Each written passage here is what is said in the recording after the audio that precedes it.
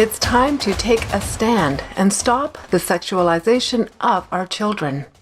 Action for Canada has created a notice of liability to assist you. The title of this NOL is Facilitating in Exposure of Minors to Sexually Explicit Educational Resources, Activities, and/or Events. The United Nations has mandated that all member nations implement the Comprehensive Sexuality Education Resource. CSE is a learning platform that was developed within the context of a program developed by UNESCO. This so-called resource sexualizes children at the earliest ages possible, and it's no surprise that it's causing great harm to our children, as well as attacking the traditional family unit. According to Section 163.1 and Section 152 of the Criminal Code, as well as the Canadian Centre for Child Protection, it's a criminal offence to sexualize and exploit children. Here at Action for Canada, we've been working to expose this evil agenda and to empower parents, grandparents, and concerned citizens to take a courageous stand. In an effort to assist you, we've created a page on our website where you will find an incredible assortment of information on this issue, including the various programs that have been introduced into our schools. Beyond the Basics is the resource used in Nova Scotia, WIN Sex Ed is used in Ontario, CSE is used in Manitoba, and SOGI 123 is used by the rest of the provinces. By introducing these programs into our educational system, our children and youth are being exposed to sexually explicit pornographic materials in the form of books, magazines, and comic strips. Our kids are also encouraged to become members of organizations that promote sexually deviant behavior and the exploitation of minors. Be sure to take advantage of this notice of liability, which will advise teachers, librarians, trustees, ministers, etc., that they will be held personally liable for exposing minors to any form of pornography or sexually explicit material, as well as any activities or organizations promoting sexual deviancy and the exploitation of minors. By using this valuable NOL, you have the ability to demand that the CSE learning resources be immediately and completely removed from libraries and the education system. That all of the books listed, including titles by the same authors, be immediately removed, and that all educational facilities, including libraries, cease and desist promotion of any and all activities, including performers and clubs that exploit our innocent, impressionable, and vulnerable children and youth. Knowing is not enough. You must take action. Here are some powerful actions you can take to protect our youth, no matter your age or station in life. Pull your children out of public schools and universities. Run, facilitate, join, or help with a homeschool group. Get involved in writing letters and serving notices of liability. Run for office as a school board trustee, mayor, or city councillor. Connect with an Action for Canada chapter near you. We cannot ignore this message. Our children and youth are being subjected to twisted ideologies using social justice as a means to indoctrinate and groom them, and we must protect them. Thank you for taking a stand to protect kids. If you like what we're doing at Action for Canada, please consider making a donation to support our ongoing work. And be sure to join a chapter near you. God bless you, and God bless Canada. Action for Canada, we unite. Joining hands, let fall the fight. Action for the Canada, we stand tall. With love and faith, we can win it all. We all up high. It's so good to be with you, friends, and hard to believe that we're already in the last week of July. This summer is going by way too fast. One of our favorite summer traditions is movie night, and tonight we're so pleased to feature Tommy Robinson's recent presentation entitled The Islamic Invasion. If you can think of anyone who might be interested in joining us for movie night, be sure to take a moment right now to share the registration link and invite them. It's Wednesday, July 29th, 2026, and this is the Empower Hour.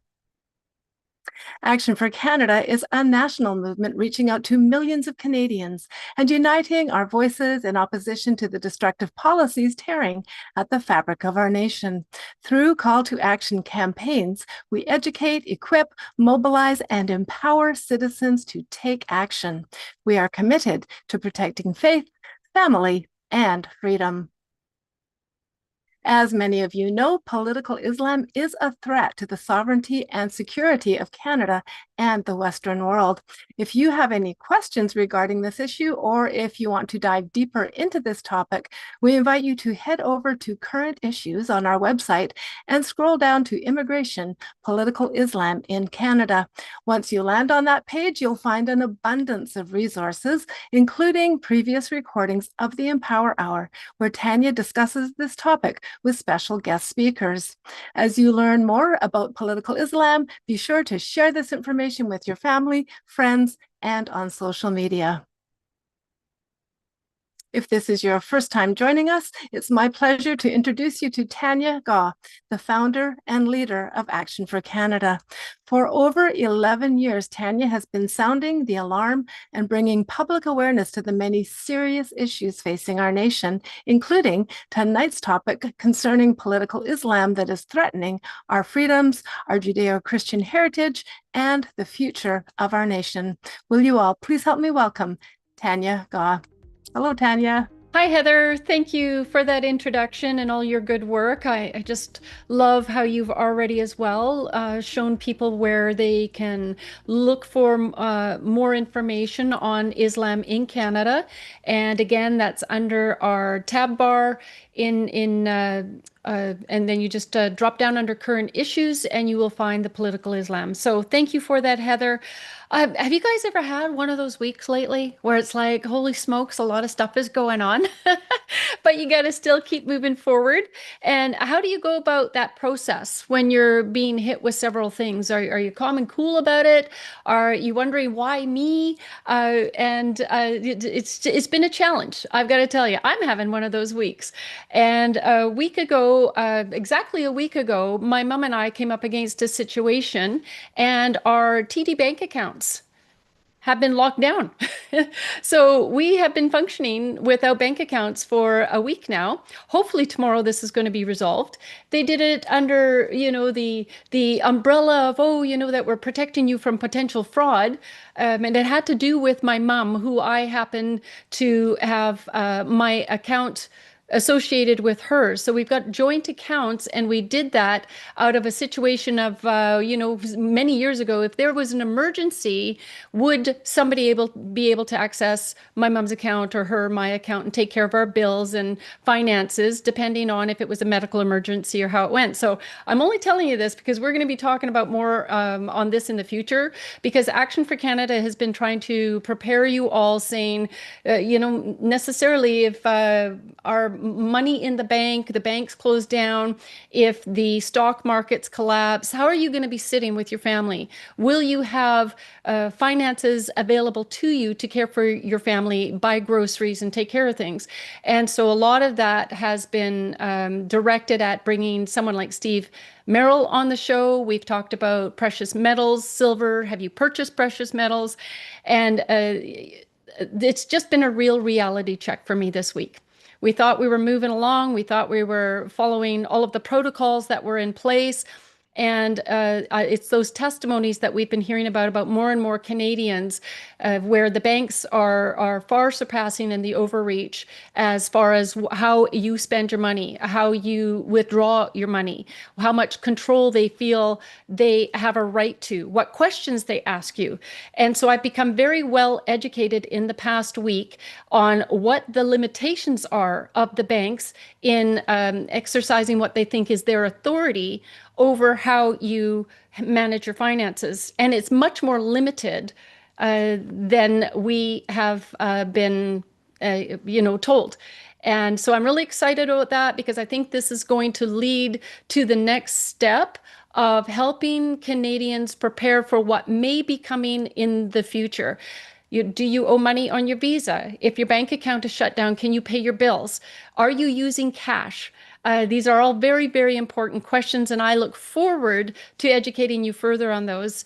And then I was even shocked to find out how many other Canadians are experiencing the same kind of troubles that my mom and I have had. I mean, think about this. My mom is almost 86 years old, and they completely shut down her accounts because she was withdrawing money, which was her right to do so, to spend however she likes. So I told the TD Bank, I says, the TD Bank, I said, is the frontliners for money laundering. Several years ago, they had to pay billions of dollars, and the head of the TD Bank in the US was removed, and in Canada. They have cartels laundering money. And I says, you guys come over after an 86-year-old woman? Does this make sense? I says, well, is this Canada or communist China? Anyways, I'm hoping to have some good news tomorrow and have our accounts unlocked and be back in business.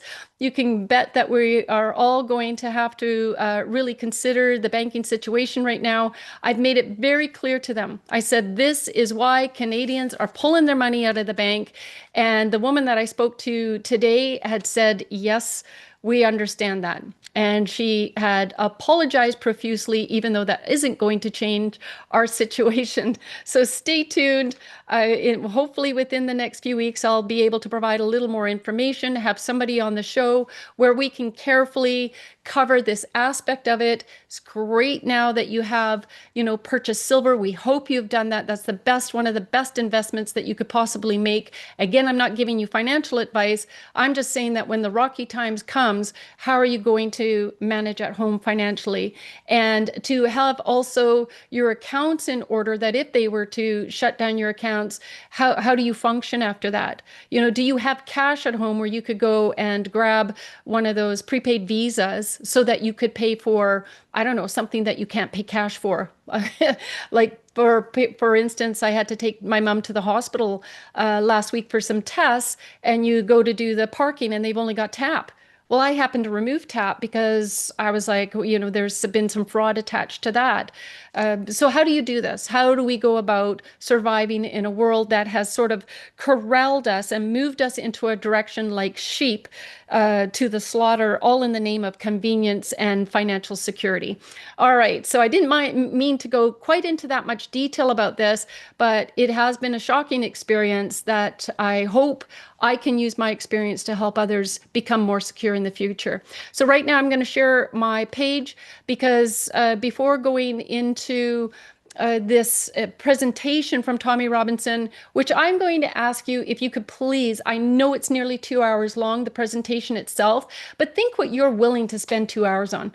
Are you willing to go to the movies and spend 2 hours on it? Go to a dinner and spend 2 hours with friends? What are you willing to spend 2 hours on? Because this is essential. This is critical, because Islam poses the greatest single threat against the Western world, against freedom and democracy, and they mean business. And so you have to have a shift in what your priorities are. And so we're going to ask that you would share this with elected officials. You'll start conversations with them. You'll share it with coworkers, family, friends. If we don't have if we're not in a position where Canadians are well informed and educated on this threat, rather than what we've been taught, oh, there's the nice Muslims, and it's a religion of peace. I mean, this is all like military style warfare. And we've got to undo the lies that they have been telling us so that we can draw a fine line in the sand and be prepared to defend Canada. And that comes through education, that comes through being knowledgeable, especially about what this threat is, and being willing to name it. All right, where everybody now who's on the front line of this is saying, oh, let's not talk about, radical Islam or Islamic extremism. This is just Islam. And the moderate Muslims are those who are not abiding by the Quran. The Quran is the book of hate. I call it, an demonic doctrine, if you would. It's based on false gods, false teachings, and we're giving it shield and protection under our Charter of Rights and Freedoms. So I'll show you a document as well where we need to undo this. So first of all, this is under weekly calls to action. You just go to weekly emails. You'll see this page. A couple of the documents I'm going to be bringing up right now, you can quickly access on this page. That's one of the greatest ones and fastest ways of receiving some of this information. Thank you. I'm starting with a big thank you tonight. A couple of weeks ago, I made an appeal that if our viewers, our members could support us by contributing to the legal action in response to brought on by Tyson Cook. Do you remember the drag queen Frida Wales, who is suing Action for Canada for defamation for simply exposing what he himself had up on his own platforms, whether social media or his webpage, and the target towards children, how they could easily be exposed to adult content. And so we are happy to announce that we're over halfway in raising the money for the additional $30,000 in the legal expenses that we had to pay getting to the court action that I attended in Kelowna a couple of weeks ago. And just to remind you that on August 29th in Kelowna, that the judge will be providing her decision. And so we're a little anxious. We're looking forward to that, and we'll give you an update as soon as we can. Now, the other thing that we were very happy to finally announce as well is long overdue, nearly for 5 years of litigation. Actually, it was in 2021, August of 2021, that we launched the constitutional challenge against the BC and federal government. And we will be going to court on September 24th here in Vancouver to address their second motion to strike. They do not want us in the courts, but I am trusting the delays because you will see down in the United States, there's a ton going on about Anthony Fauci. He's before the Senate right now. He's being questioned. He's on the hot seat. He's pleading the fifth. He is so guilty. We shouldn't even be wasting our time with this. And I hope that it isn't all political, a political theater that's going on in that process right now. We want to see justice, and we want to see people go to jail. And that may have an effect on moving our case forward here in Canada as well. They murdered a lot of people. You and I know so many people that had family and friends that instantly after taking that jab, they died. We're talking millions of people around the world died after taking that jab, and people need to be responsible for that. And they can't hide behind a fake pandemic. And so we are very seriously moving and working against a legal system that does not want to meet with us in the courts, but we refuse to give in or give up. We're in this, and we intend to win it. And so please continue to support us. We want our war chest full, and depending on what next steps that we have to take legally. So again, thank you. We can't do this without your support. Now, Heather had mentioned under current issues that if you just drop down, you'll get to this Islam page. And we have done a lot of work over the years trying to educate you. This is Tommy Robinson is coming from the UK. He was speaking tonight when the presentation was in Florida. He spoke before congressmen, but this is actively transpiring in Canada as well, and you need to be aware of it. It's no time to be sleepy anymore. It's no time to put your head in the sand because you just can't deal with the stress of it. This is war. They're commencing war against Canadians, and they have a very strategic plan, unapologetically, to infiltrate all levels of our government and take over from within. It's a not so silent jihad, if you know what you're looking for. The Rise of Political Islam report here is here. I highly recommend that you take these documents and share them. The mass deportation, we want a moratorium on immigration. Find that on the page, the petition, and please sign it. I'm going to play 1 minute of what this fellow is, and then we're going to lead into Tommy's, a couple of more things, then lead into Tommy's presentation. Within 100 years of Muhammad's death, Islam conquered 70% of the Christian world. This was a conquest. Islam is not a religion, it is a political movement. Islam masquerades as a religion for us to accept them into the West as freedom of religion, but under the religion, it is a political movement that seeks to take over the world. In Spain, there was 1 million Muslims living in Spain, and in one day, if you study history, in one day, 500,000 Muslims converted to Christianity. In one day, 500,000 Muslims left their religion and became Christians. Wow. And the Christians thought it was revival. The Christians thought, wow, this is revival. God is moving. The Muslims are turning to Christ. But later on, they found out that the 500,000 Muslims that became Christians were not real converts. They were simply lying to the Christians for the Christians to allow them into their nation, to allow them into their homes and churches. And later on, they found out that the Muslims were going to church on Sunday, worshiping Jesus, taking communion, getting baptized. But on Friday, they were gathering in the mosques, strategizing how they were going to take over Spain. So there was this double. So this is part of Islam. This is part of the Quran, right? Allah is named in the Quran as the great deceiver. In the Bible, it says that the great deceiver is Satan. This is a false god, false worship. It's demonic doctrine, and we are protecting it and giving it rights under the Charter of Rights and Freedoms falsely. This has got to stop. And taqiyya is what it is called, where when Muslims are permitted to lie, they will befriend you. So everybody will say, oh, I know these nice Muslims. It's like, are they really? Are you sure about that? Because when push comes to shove, what are they going to have to say? I had a mechanic that was Muslim. He said, oh, I love to study Bible. I got him a study Bible, and we'd have conversations. And then one day I looked at him. We were having I can't quite remember what the topic was. And I looked at him and I said, well, Canada is a Christian nation. And how quickly he said, no, it's not. And he said it was secular and it was multicultural and all these things. And for those of you, I keep saying, pick a side. Either you want to live in freedom. That freedom has only come, and Christian democratic nations have only come where they were founded on Christian biblical principles. It's a fact. You can't even turn to me and say, Tanya, that's not true. Such and such a place offers freedom and democracy. No, any other country operating under any other system, whether Buddhists, whether Sikhs, Hindus, Muslims, communists, this is all tyranny. And secularism is communism. You have been so sucked in and so lured into their trap, and it's time for you to pick a side. Even if you're an atheist or agnostic, you will live a happy life and a free life in a Christian nation, but you will not live freely under Sharia or under communism or all of the other options that are out there. So I am pleading with you, please understand this is a time to wake up and pick a side, because the Muslims are coming. They're infiltrating all levels of government.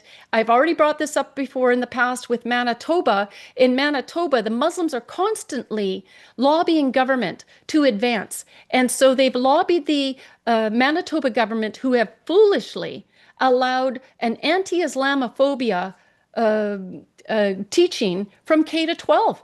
To recognize and celebrate Islam, to equip and empower offering educators supportive resources. Why? This isn't an Islamic country.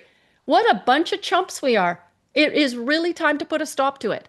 And then we have a petition. This is another example. I mean, how outrageous in the city of Regina in Saskatchewan that the Muslims again lobbied the local police, lobbied the local mayor and city council to have a call to prayer.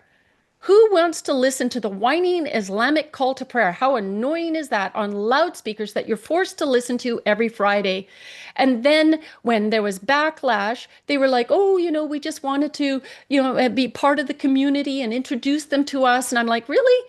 I don't think so. You have just a targeted plan to implement Sharia, push Islam as you've done throughout Europe and the UK. They are dangerous. They know exactly what the plan is. They will use self-victimization to advance their plan, and we've got to stop being silly about this. And that's why I say we really need to pick a side. So go in our under call to action. If you hit on urgent actions, you'll find this petition. Please sign it. Today, what we did was we printed the PDF with all the signatures, delivered it to the Regina Police, who are behind this permit, as well as the Mayor City Council. Every time it is signed as well, Scott Moe, the Premier, receives an email. So please be courageous, get on there and sign it. Don't hesitate about it. This should be 1 million signatures in Canada. This is where we put a stop to this and we draw the line in the sand, because we are rapidly becoming where Tommy is going to go on this as he exposes what's going on in Europe and the UK. His firsthand experience is unfolding very quickly. But take comfort, because France, Germany, Denmark, they are all getting on the front now, banning the burqa, banning Islam, and we've got a better way of going about this. Canada is indeed a Christian nation. We have an incredible PDF on this page that we've created. Just go in the search bar, Canada's a Christian nation. Get this into the hands of every elected official. And then finally, challenging the expansive interpretation of religion under Section 2A of the Canadian Charter of Rights and Freedoms is a new research paper that I have developed. I have made it available on our website under the Coronation Oath link under current issues. And this is challenging that the term religion was never intended to give protection to false gods. We are a Christian nation. The Bible says, you shall have no other gods before me. And that is according to the scripture. Please look up Exodus 20:30, that you shall have no other gods before me or make for yourselves idols. God says that he is a jealous God and that he will visit iniquity onto the fathers upon children to the third and fourth generations for those who hate him.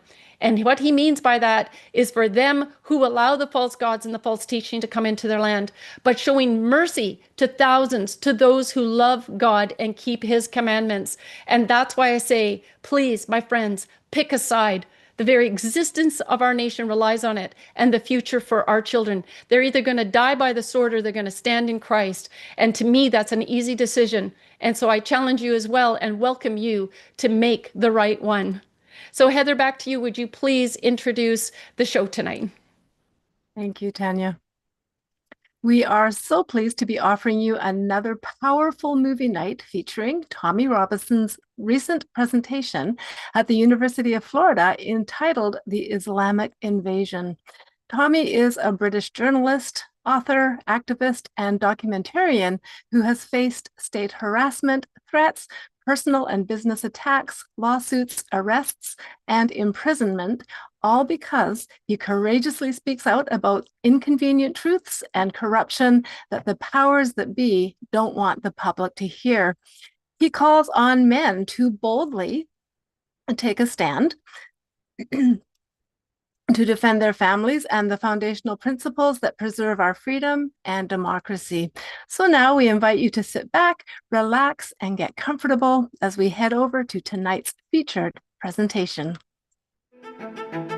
This is a presentation I gave to members of Congress about 3 weeks ago. Recently in Texas, you had a 95% vote back from the Republican primaries about banning Sharia. This is going to become such a discussion topic in the United States. It's going to become an election winner. So I want to start at the beginning and go through start to finish so that you understand what Islam is from start to finish. So I'd like to say good evening and thank you. Thank you, America. I'd like to thank the people that made it possible for me to get into the United States, home of the brave and land of the free.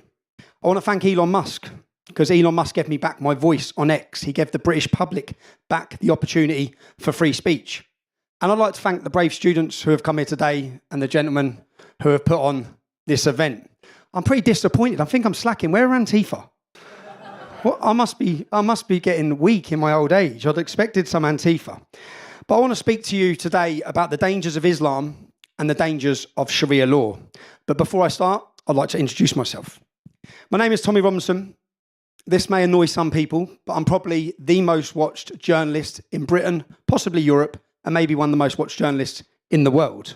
Not bad for a lad from Luton Town. I'm 43 years old. When I was born in 1982, in my town, there was one mosque. There's now 45. I don't talk about what I've seen or what I've read. I talk about a life experience of a town that has changed beyond belief. And it hasn't changed for the better. So let me just show you a quick video from my hometown. UK, go to hell! UK, go to hell! British police, go to hell! British police, go to hell! Fuck you! La ilaha illallah! Dare speak to me like that. I wasn't sure. This is my hometown as well. All right. man stay then. If you, No, I'm walking. Okay. Stop pointing. I am walking. No, I can do what I want. Okay, you can. That girl's just. I don't mind. Point away. Point away.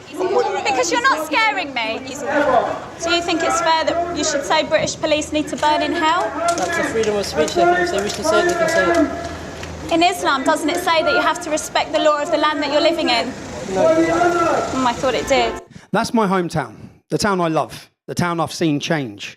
Let me just show you some of the terror plots that have come out of my town. The Luton Army Base bomb plot, the 2020 London attack, the Stockholm bomber, who was a suicide bomber who come to the UK from Sweden and went and blew himself up in Sweden, the 7/7 suicide bombers killing 52, the fertiliser bomb plot, the gas limos plot. It's the base and the home of Al Mujahideen, who their head office was in my town. That's one of the world's most known terrorist organisations. It was the home of 12 ISIS recruits. This entire family went to join ISIS during the time of the Caliphate. They were all living off the benefit state in Britain, and they left to join ISIS. Luton Muslims died fighting for ISIS. I knew Abu. I knew him growing up. He was a fighter who died. Another one, Al-Britani. He went and blew himself up in another suicide attack. Luton has a population of 200,000 people. Now, I could show you and stand here for 10 minutes showing you terrorist after terrorist after terrorist. What I'm showing you is that out of a 50% population of 200,000 people, that's my town. Yeah, that may explain why I have been fighting against the Islamification of Great Britain and all that means since 2004, but most people know of my activism since 2009 when I started a street protest movement called the English Defence League. In that time, there have been 12 or maybe now 13 terror plots or intelligence-led plots to take my life. It's called, in the UK, it's called an Osman warning. It's when the government sit you down and they give you intelligence saying, look, we have intelligence, someone's planning to kill you. I've had Al-Shabaab. Most recently, just 2 weeks before I came here, I was named in a publication from the ISIS terror manual. This is six gentlemen. They're doing 30 years in jail. They got caught with guns and bombs on their way to kill us. They got there 2 hours late. It's a crazy story. There's a video of them walking through the square 2 hours after we were there. That's this month's. I'm gutted because look, I've got a big double chin. But that's this month's terror manual from ISIS. Kill the one who disrespects the Prophet. By the end of this, I'm going to give you every bit of information about the Prophet. You're going to know who he was and what he actually teaches. And that's what they don't want you to know. That's why they don't want you to ask questions. So, apart from this stuff, the biggest challenge to me, other than the threats, other than the violence, has been from the British government. Because, you see, the UK government, anti-free speech, Keir Starmer and his crew of tyrants, and all previous governments, the Tory party, both governments in the UK, they have pushed the lie of multiculturalism and they've chased after the Muslim vote, hoping for the left-Islam alliance. We're seeing this happen now all over the world. The left are useful idiots for Islam. It's now reached a point where our leaders cower in fear, unwilling and unable to stop what is coming. Everything we hold dear, everything, liberty, equality under law, our democracy, and the very nation itself, everything is in peril. Now, the first thing I need to say is I'm going to speak about Islam, the doctrines, the ideology. I'm not going to talk about Muslims. Some people conflate the two, and they don't seem to be able to separate the two. If you hate every individual Muslim, it's a problem, because there's some wonderful Muslims. I've met some beautiful Muslims growing up. I'm not going to talk about Muslims. I'm going to talk about Islam. And it's our God-given right to talk about Islam. It's our God-given right to look at the teachings, to understand the teachings. We'll get onto why you need to know the teachings, because most of them talk about how you, as non-Muslims, should be taught. I don't hate Muslims, but I do despise the ideas contained within Islam. I want to cover 3 topics. Firstly, foundational ideas within Islam. It's critical for us to understand these. And many people watching this at home, many of my supporters, they already will know a lot of them. Then there's the strategies of Islam, the strategies that Islam adopts in order to gain its goals in Western countries. And finally, the ugly reality of Sharia. I will show you all how Islam, not Islamism, not extremist Islam, and not any other political Islam or any other word invented by Western politicians, but Islam is incompatible with Western civilization and democracy. Not just my view, But that's the view of every Muslim who truly follows the teachings of Islam. Now, foundational ideas. Before beginning a discussion about Islamic doctrine, it's important to define what is Islam.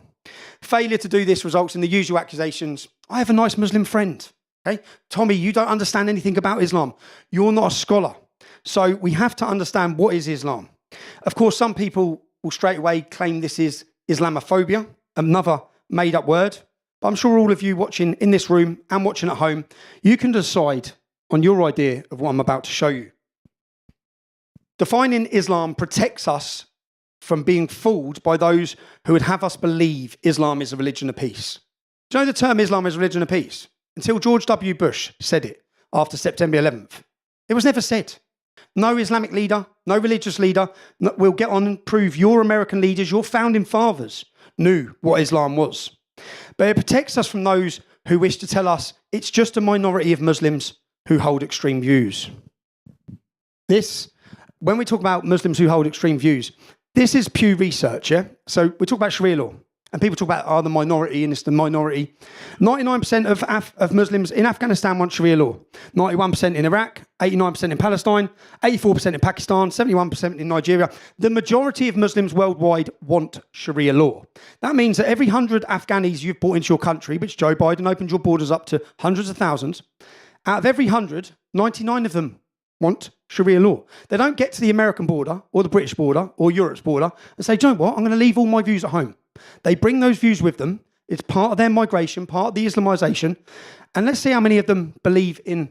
I could do this for apostasy. I could look at all their views, but we simply don't have time for this presentation. Stoning as punishment for adultery, yeah?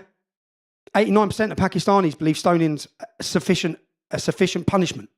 89, so every 100 you let in, 89 from Pakistan, which you've opened your borders to Pakistan, 50% of my town back home is Pakistani. 50%, yeah? Well, 89 out of every 100 think stoning a woman, digging a hole in the floor and smashing rocks at her is acceptable. 85% in Afghanistan, 55% in Bangladesh. You can see there, a majority think it's acceptable. A majority want Sharia law. But then for those who want to say it's a minority of Muslims, let me just see this. So I will ask you, everyone in the room, how many of you are normal Muslims? You're not extremists, you're not radical, just normal Sunni Muslims. Please raise your hands. Everybody, mashallah, subhanallah. Okay, take down your hands again. So it's not just these radical sheikhs then. Allahu Akbar. Next question. How many of you agree that the punishments described in the Quran and the Sunnah, whether it is death, whether it is stoning for adultery, whatever it is, if it is from Allah and His Messenger, that is the best punishment ever possible for humankind. And that is what we should apply in the world. Who agrees with that? Allahu Akbar. Are you all radical extremists? SubhanAllah. So all of you are saying that you are common Muslims. Allahu Akbar.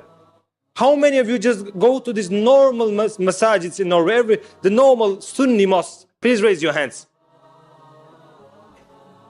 Allahu Akbar. So what's the politicians gonna say now? What's the media gonna say now? That we're all extremists? We're all radicals? We need to deport all of us from this country? Subhanallah. Yeah, Mohammed, that's exactly what we are saying. That's exactly what we are saying. Look, these are not minority views. That's just a start. They're not minority views. And if they were minority views, tell that to the citizens in Lebanon, the citizens in Iran or Afghanistan, countries seized by a small number of fanatics. This is the best explanation for the minority argument I've ever seen.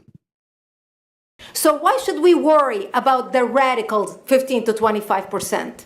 Because it is the radicals that kill. Because it is the radicals that behead and massacre. When you look throughout history, when you look at all the lessons of history, most Germans were peaceful. Yet the Nazis drove the agenda. And as a result, 60 million people died, almost 14 million in concentration camps, 6 million were Jews. The peaceful majority were irrelevant. When you look at China, for example, most Chinese were peaceful as well. Yet the Chinese were able to kill 70 million people. The peaceful majority were irrelevant. On September 11th in the United States, we had 2.3 million Arab Muslims living in the United States. It took 19 hijackers, 19 radicals to bring America down to its knees, destroy the World Trade Center, attack the Pentagon, and kill almost 3,000 Americans that day. The peaceful majority were irrelevant. The wonderful Bridget Gabriel there, yeah? It also, understanding start to finish, which this presentation will help you to do, it protects us from those who tell us Islam is just another harmless faith. A harmless faith that should be ignored, a bit like you do the Amish. It would be a fatal mistake. Why? Because Islam is not a religion. Islam is a political, hostile, totalitarian ideology with a religious component. It seeks to conquer and dominate every aspect of private, public, and national life. Those points include the judiciary, religious compliance, public order, public morality, defence, war, security, treasury, oil and mineral resources, the media, education, health, agriculture, infrastructure, that's water, electricity, roads, charity, spoils of war. All these are departments of an Islamic state. It's not a religion. But let me start at the very beginning. 610, 1416 years ago, Muhammad declared he was receiving revelations from Allah. That's Islam's God. Allah told Muhammad he was to tell us that he was sent as the messenger of Allah, and we are to believe in Allah and in Muhammad. See Quran 7:158. So believe in Allah and his messenger, the Prophet. It all hinges on this. Muhammad says these are the words of God, and the words of God say we must believe in Muhammad. In other words, believe me, I'm hearing voices. Allah also tells Muhammad he is the perfect moral example for all of the world at all of the time. That's Quran 3:31, 68, 4, 33, 21. So how can we find out about this perfect example of moral excellence? How do we follow the Prophet Muhammad? Well, a critical part of following Muhammad is the Sunnah. That's the way and the life of Muhammad. And this is recorded in the Hadiths. The Hadith are verbally transmitted records of the teachings, the deeds, and the sayings, the silent permissions, and the disapprovals of Muhammad. They are a critical source of Sharia law. And the authority of the Hadith comes from the Quran, 24:54. Obey Allah and obey the messenger. So whatever Muhammad says in his life, whatever he did in his life, that's the perfect example, which comes from the Hadiths. There's 6 major Hadiths, or worldwide recognized Hadiths.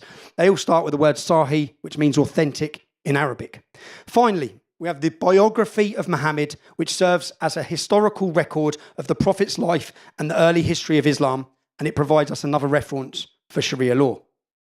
Incidentally, all of these things, the Hadiths, the Quran, everything, they weren't wrote down till 200 years after Muhammad's life. So what is Sharia?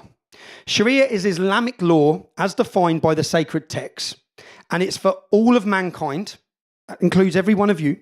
Sharia law is not just for Muslims, it's for every one of you, and it's eternal for all of time and all of places. I want to highlight Sharia supersedes all human law, including all national constitutions, including your American Constitution, all legal systems, all international agreements. Sharia law comes first. And Muslims must not give allegiance to any person, any institution, any country, any governing law, other than that which is ordained by Allah, and that is an Islamic state with Sharia law. Have a look at this. Every Muslim on earth believes in the Sharia of Allah. Every Muslim on earth believes that democracy is evil and Sharia is the good. They are on a mission to destroy the Western civilization, the liberal democracy, and everything it represents. Say it loud and say it clear! We support Hezbollah here! We support Hezbollah here! Look, Islam will enter every household. Whether you like it or not, Donald Trump, inshallah, soon you will see we have a plan in place to go visit him. A nation state will always fail for Muslims. We would support our brothers in Iraq. That's the only way. So you wouldn't defend America? We would not defend America. Not your democracy, not your liberalism, not your capitalism, not your any other ism that man has invented, other than what Nabi sallallahu alayhi wasallam wrote. America is the cancer.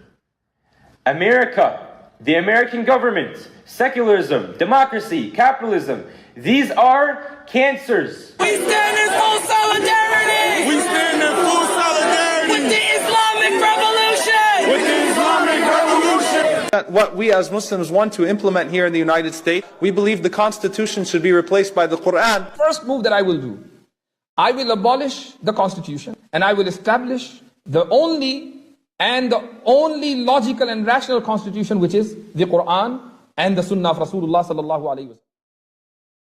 That's right. They will do away with your constitution. They will use democracy to end democracy. Do you know how easy it was? There's lots of presentations here that I sat. They're not hiding it. Do you know all of these videos? They're not secretly, covertly recorded.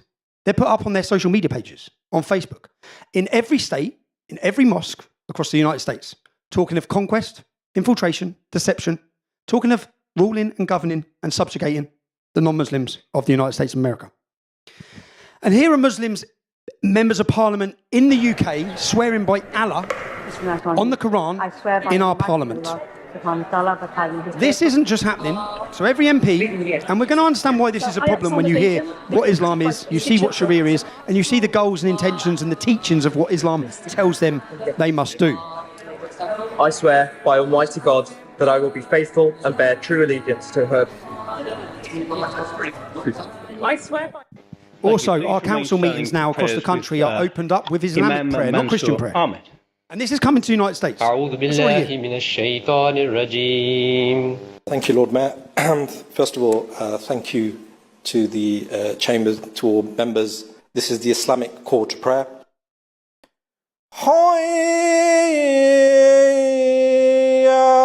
You think they're trolling us, wouldn't you? You think they're trolling us? With most of it, it's like, really? This is happening. It's happening in America. It's happening in New York, it's happening in Mandani, it's happening with your congressman. To give you another example of Islamic supremacy in Sharia. You had the Universal Declaration of Human Rights, which is all the world's countries coming together to sign the Declaration of Human Rights in 1990. Let's all agree we must protect human rights. Do you know what the Islamic countries done? They separated themselves from the rest of the world. 45 of them. And they created the Cairo Declaration. So they said, yeah, we'll sign up to human rights so long as all rights and freedoms are subject to Sharia and Islamic law. So don't be fooled by the nonsense of Islamic nations signing up to human rights, yeah? Because as long as they fall in line with Sharia law, there are no human rights in Sharia law, okay? Everything has to be governed by Sharia law. Now, conquering the world. Going forward, I'll reference the sacred texts I've mentioned, videos from Islamic leaders, many of them American Muslim Islamic leaders, Islamic scholars, Islamic groups, and examples of Sharia in practice. Just for the record, for those at home, I am using the authoritative Hilali and Khan translation of the Quran. For those who don't say it's authentic, it's printed in Saudi Arabia, okay? Printed at the King Fahd printing complex in Medina. It's very important to understand as we start Islam's goal to conquer the world. Now, I know to those who know nothing about Islam, that may sound mad, okay? But it's not. Allah tells Muhammad, 8:39, fight the unbelievers until there is no more unbelief or fitna. That's disbelief, okay? Let's have a listen. Islam needs to grow within the borders of the United States of America, even more important than Canada, the United States of America. Help those who are fighting for your cause, Ya Allah. The ones who are fighting with military warfare. Today, we bring the favor back, turn their churches into masjids, turn your churches into mosques, their schools into Islamic schools. Bring the light of Islam to here. Yes, we need to market Islam. And we need to put scientific budgets on how to get the information about Islam out in the public. Once Islam is understood, Islam will be respected and Islam will be followed. Our goal is to have a copy of this book in every home in America. 50 years from now, Muslims will become the #1 religious group compared to Christians. In 50 years, inshallah. Why is the other side not getting killed? Why are they not being decapitated? It will come. Don't worry. In fact, Islam is on a trajectory of the most incredible growth imaginable. It will continue as promised by Allah, and it will overtake the world as promised by Allah. Now, let's look at this Quranic verse, 2:216. Jihad, holy fighting, is ordained. It's obligatory for Muslims. That's what the Holy Book says, and here's what Muslim leaders have to say. As we're here living in the US, what is our role now? Let me just quote for you an ayah of the Quran, and I'm going to try to encapsulate it. Allah is saying, do not obey the disbelievers. Don't yield to them. And then He gives us the process of what to do next. وَجَاهِدْهُمْ بِهِ جِهَادًا كَبِيرًا. And so make jihad against them. We neglected the principle of support, which is al-jihadu fi sabilillah. And each one of us should be a soldier today. كُلُّكُمْ حَتْمًا سَيُقْتَلْ وَاللَّهِ الَّذِي لَا إِلَهَ إِلَّا هُ. All of them will be killed by Muslims. They all will be executed by Muslims. كلهم سيقتلون لأنه وعد إلهي ولا بد أن يقع. اللهم عليك باليهود والنصارى اللهم عليك باليهود وأعوانهم فإنهم لا يعجزونك. اللهم احصهم عددا. Kill them one by one. Oh Allah.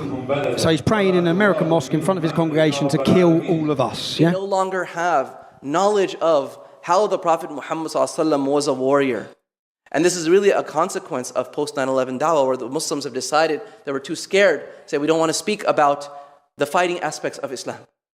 And I only hope that Allah will bless me to see the day that I get to listen to the last gasping breath of them hanging from the rope that Allah gave them to hang themselves. What is your duty as a member of the Ummah now that you are also an American?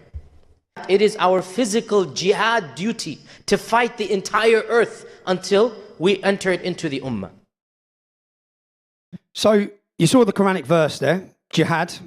It's ordained, it's obligatory for you. Fighting is mandatory for every single Muslim, whether they like it or not. Now, some may ignore these verses, but this is the teachings of Islam. And I want you to know there's different commentaries. So you have different commentators on the Quran, and they take a verse like that, and they all give their expert opinion on the translation and what it actually means. And I want you to know that all commentaries, all of them, from Abbas to Kathir to Jalilin to Qawashi, they all agree that that's what this means. Yeah? Let's have a look at Quran 8:60. And make ready against them all you can of power, including steeds of war. So modern commentators will say tanks, planes, missiles, artillery, to threaten the enemy of Allah. 9:29, another Quranic verse. Fight against those who believe not in Allah. That's you lot. Yeah, it's all of us.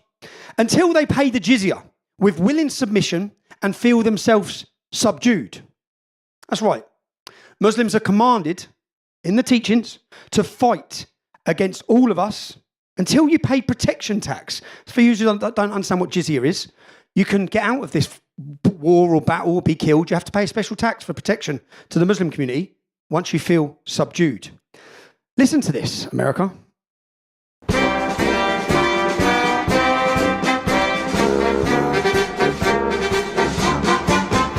From the halls of Montezuma to the shores of Tripoli, we fight our country's battles in the air, on land and sea. First to fight for... Do you recognise that hymn? That's the hymn of the American Royal Marines. It commemorates the US Marines' role in the First Barbary War, specifically the 1805 assault on the city of Derna in Tripoli, which is modern-day Libya, where they raised the United States flag for the first time ever on foreign soil. Your founding father, your third president, President Thomas Jefferson, he worked out back then what was going on with Islam.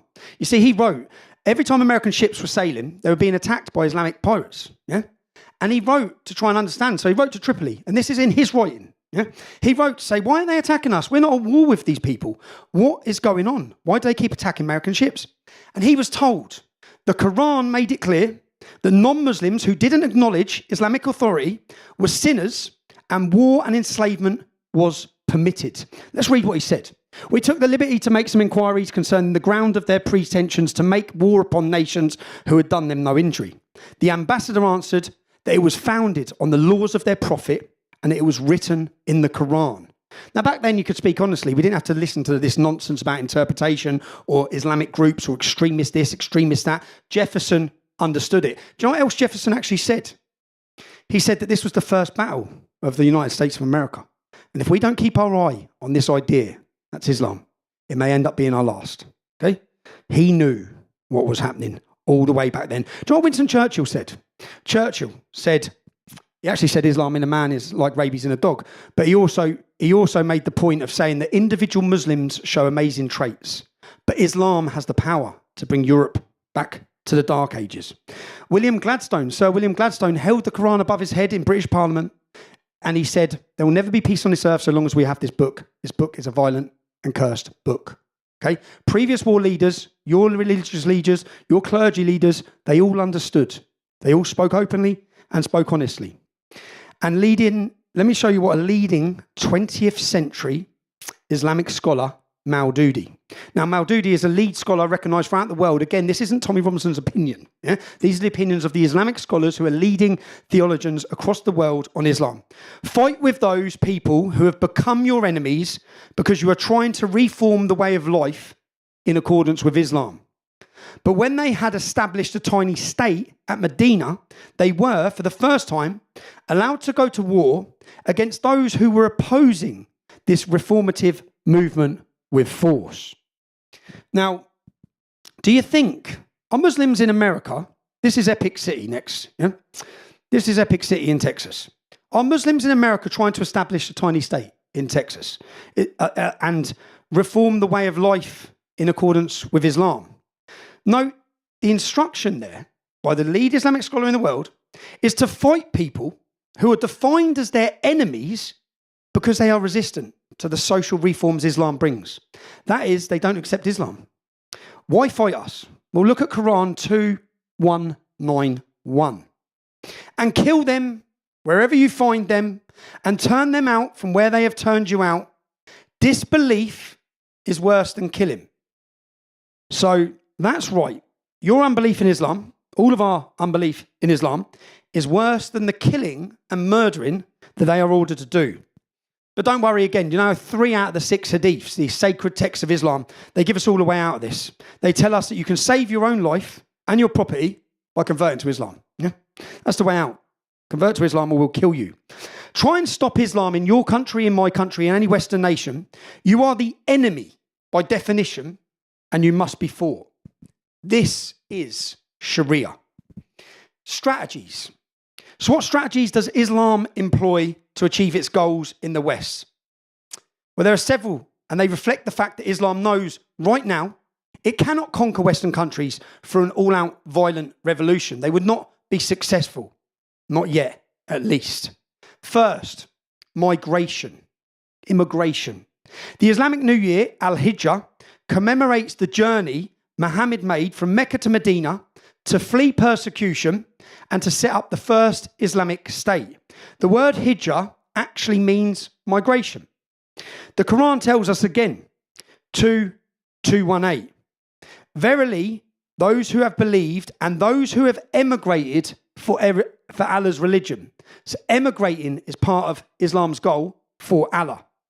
In fact, the Quran tells us that those who emigrate for the cause of Islam, those who fight and die, will have all their sins wiped away and will end up in paradise by a very impressive gate. Quite the incentive, eh? Let's listen to Mandani. And I consider my own faith, Islam, a religion built upon a narrative of migration. The story of the Hijrah reminds us that Prophet Muhammad sallallahu alaihi wasallam was a stranger too, who fled Mecca and was welcomed in Medina. Surah An-Nahl 1642 tells us, as for those who immigrated in the cause of Allah after being persecuted, we will surely bless them with a good home in this world. Or as the Prophet Muhammad ﷺ said, Islam began as something strange and will go back to being strange. So glad tidings to the strangers. What Mandani fails to tell everyone there is that Muhammad peacefully migrated to Medina. Then he slaughtered and exiled every person who didn't convert to Islam. Conveniently leaves that out in his lovely little presentation about his Prophet Muhammad. Now, the reason I'm telling you this is migration is a key part of Islam. Let's look what's happening in not just America, but in Europe. From 2023 to 2024, the population of the United States increased by 3.3 million. But I just told you that there were only about 500,000 new births. What was the other 85% was from international migration. 50 million Muslims now live in Europe. At the turn of the century, that number was less than 500,000, and more are arriving every day. The future of Islam in the West. Alhamdulillah, the future is ours. Islam's going to spread. There's no doubt to it. The West is West, East, North, South, all going to be Muslim. عندنا 50 مليون مسلم في أوروبا. هناك علامات أخرى تدل على أن الإسلام سيظهر الله في أوروبا بدون سيف، بدون بندقية، بدون 50 مليون مسلم في أوروبا بعد عشرات السنين سيحول أوروبا إلى قارة مسلمة. That was Colonel Gaddafi predicting that, in fact, saying the biggest weapon the Muslims have is the womb, and that he sees that they will take over Europe in a few decades without raising a sword. I think it looks like they're headed on that pathway. The next strategy of Islam is procreation. Procreation, birth. And when they get to where they're going, through their Islamic conquest and their Islamic migration, they will outbreed the indigenous population. New data released by the CDC shows the number of children women are having has decreased for a second year in a row. Why does Germany have this ultra-low birth rate? Germany is really not unusual for countries in Europe unless they have an ideology, a belief, a religion that informs them that having children is the most important thing and they prioritize it. Then whether it's Japan or China or Macedonia or Britain or Germany, the fertility rate goes low. So eventually, we are the one who will be in control of things, or we have the final say. But we need to really realize this. Why? Because simply we are a greater number, and after just the way we have children, just few years from now, we're going to be all over it. Okay, so would you like to see Sharia law in Canada replace Canadian law? At some point it will. Because we have families, we are making babies. You're not. Your population is going down the slump. That's right? Yeah. And by 2060, according to Pew Research Institute, your research, by 2060, Muslims will be the biggest religious group the world over. Right. What are you going to do then? Well, we're going to stop that, getting to that point. That's the plan. Make not 3 but 5 children because you are the future of Europe. That's President Erdogan, a NATO ally, the leader of Turkey. What I'm saying is that's Gaddafi saying it, it's Erdogan saying it, it's not Tom Robinson saying it. These are Islamic leaders in every nation, of every organisation, telling them to come to our countries, outbreed, outpopulate. You then are the future. By 2050, the UK and other European nations will have majority Muslim populations. Deception. These are all different elements of Sharia. Okay, deception is an element of Islam. It's another strategy, and it takes several different forms. The myth of the common ground. We hear so much. We believe in Jesus. Yeah? Islam presents itself as a religion seeking common ground with others. See Quran 3:64. Come to a word that is just between us and you, that we worship none but Allah, and that we associate no partners with him. Now, this verse was helpfully revealed to Muhammad in a debate he was having with Christians from Najran in 630 AD. It's the no partners bit that's key. Islam says it wants common ground with Christians, but deny Jesus is the Son of God, a partner. Let me show you this. That is why when Muslims go and conquer the adjacent country, what do? We kill them all? No. The Prophet says, the first thing you do is call them to Islam. If they refuse, then tell them Allah obliged upon you to pay taxation, jizya. So we take jizya, and in return, when enemy comes and attack your country, you don't fight. We Muslims protect you.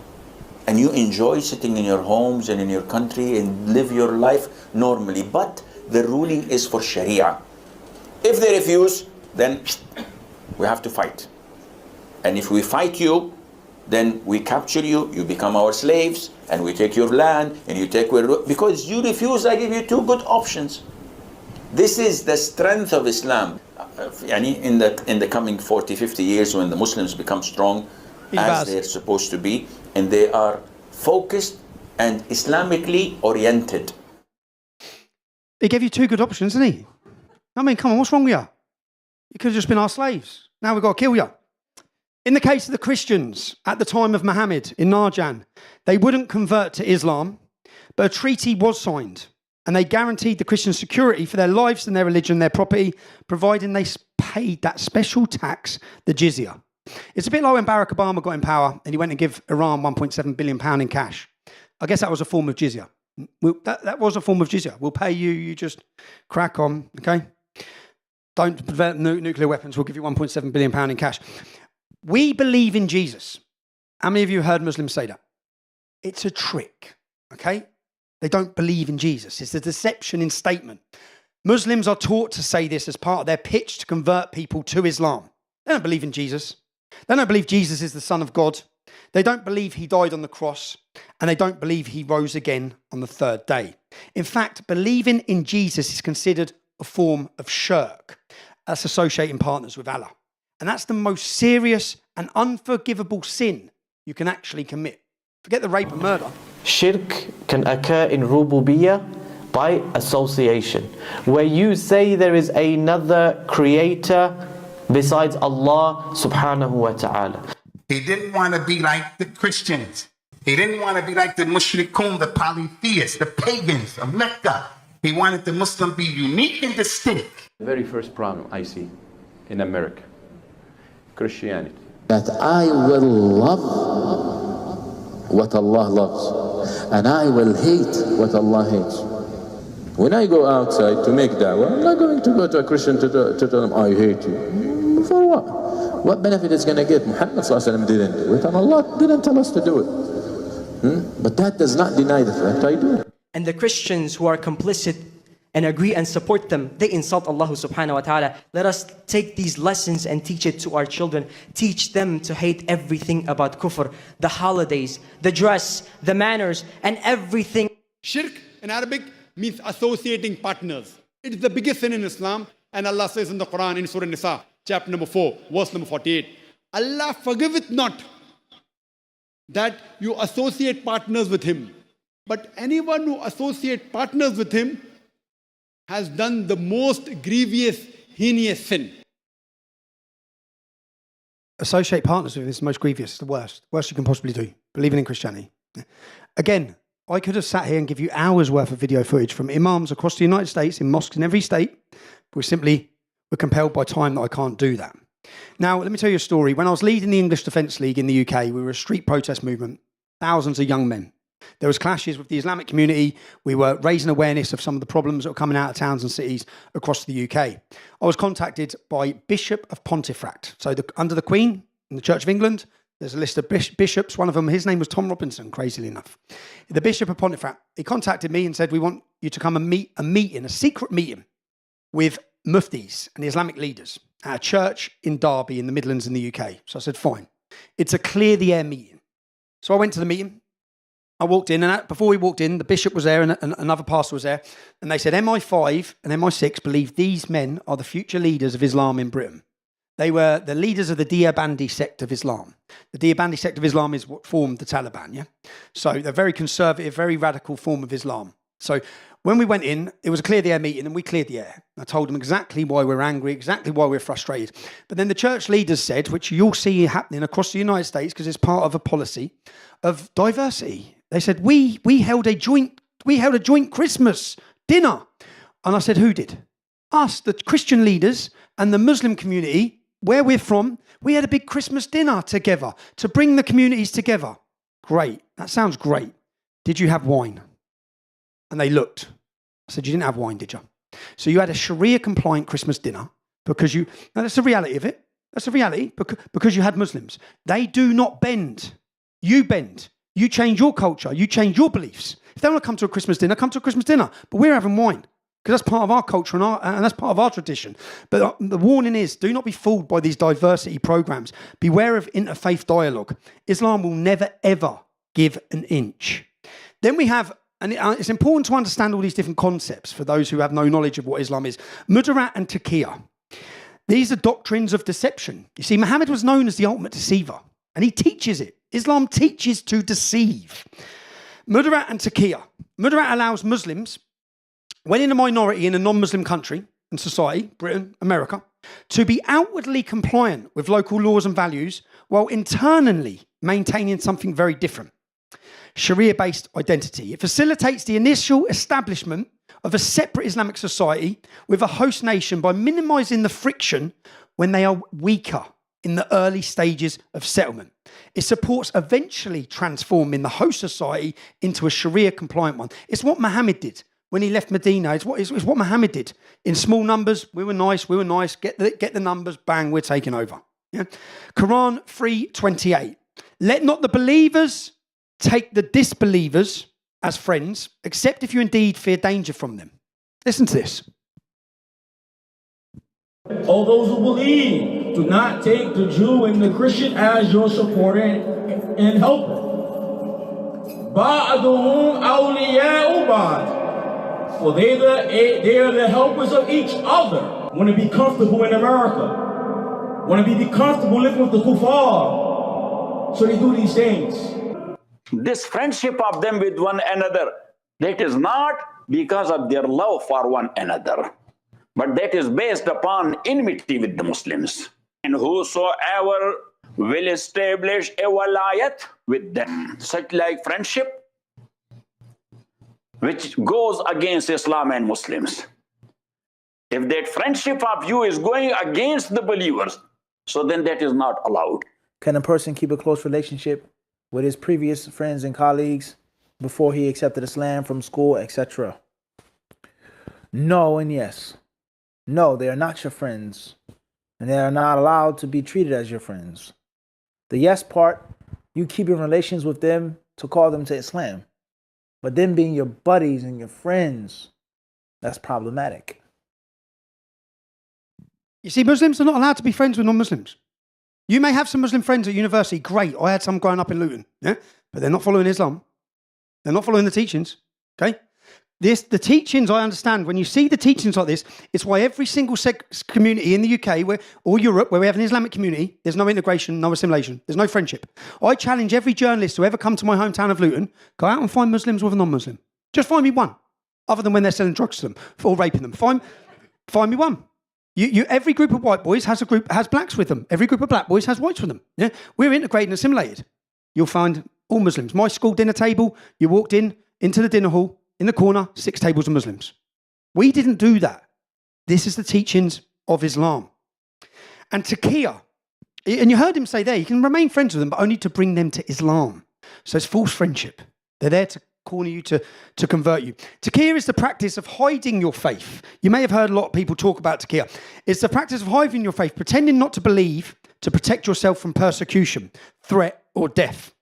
Of course, resisting the advance of Islam, so resisting the Islamization of your society, is viewed in their eyes as persecution. In this case, you may show kindness to non-Muslims through words, but not in your heart. So you can be nice, but in your heart, you've got to hate them. Allah warns Muslims of his jealousy and his rage. This is the reason there's zero integration or zero assimilation. Deception. Deception is Sharia. You will notice the strategies of migration and deception are not those of violent and bloody revolution. The strategy of infiltration is exactly the same. Maududi, I spoke about him previously, the renowned 20th century Islamic scholar. He's revered by the Muslim Brotherhood, the Islamic Circle of North America, Hamas, many other extremist terrorist organizations. He and they believe in a gradual and structured movement aimed at preparing a righteous elite to take over and guide state institutions. His strategy involved infiltrating government, bureaucracy, and education systems to replace un-Islamic or secular views with Sharia. Our victory is going to be one person after another. These Generation Z and millennials and these under the age of 35, within a decade, they're going to be the CEOs. They're going to be the congressmen. Within 20 years, they're going to be in the Senate and in the White House. You can use democracy to remove democracy. The majority view throughout the world of scholars from all schools of thought is that democracy can be used instrumentally. Now, there's a difference between using something instrumentally as an instrument and believing it's true fully. We make a decision to remove democracy through democracy. And we are ready to move to the next phase. We have to dedicate professional resources to inform the public systematically about this faith. 4 years from now, the Muslim community will have new 4,000 journalists. We will have 4,000 filmmakers, 4,000 lawyers. 15 years from now, the Muslim community will have 50,000, an army of these people. They will design our image. They will protect the truth and the news. Most likely, many of these people will run for public office and they will become lawmakers. We can have in 10 years at least 40 to 50 members of Congress in the US Congress. So the work has to be ongoing, that we build the collective Muslim power to ensure we can stop those bills and enact our own agenda of justice and truth. If we can, I mean, we will take it, but in means that the law allows us. I'm here so I can convert America. That's their plans. They're very open about it. They're not hiding it. Do you know one of them gentlemen care? They're advising your American government. They have been for the last 30 years. Okay? Let me show you how this plays out in the UK. Former Secretary of State for Justice and now Secretary of State for the Home Office. That's our Home Secretary. Muslim. Mayor of London. Muslim. Leader of Scottish National Party. Muslim.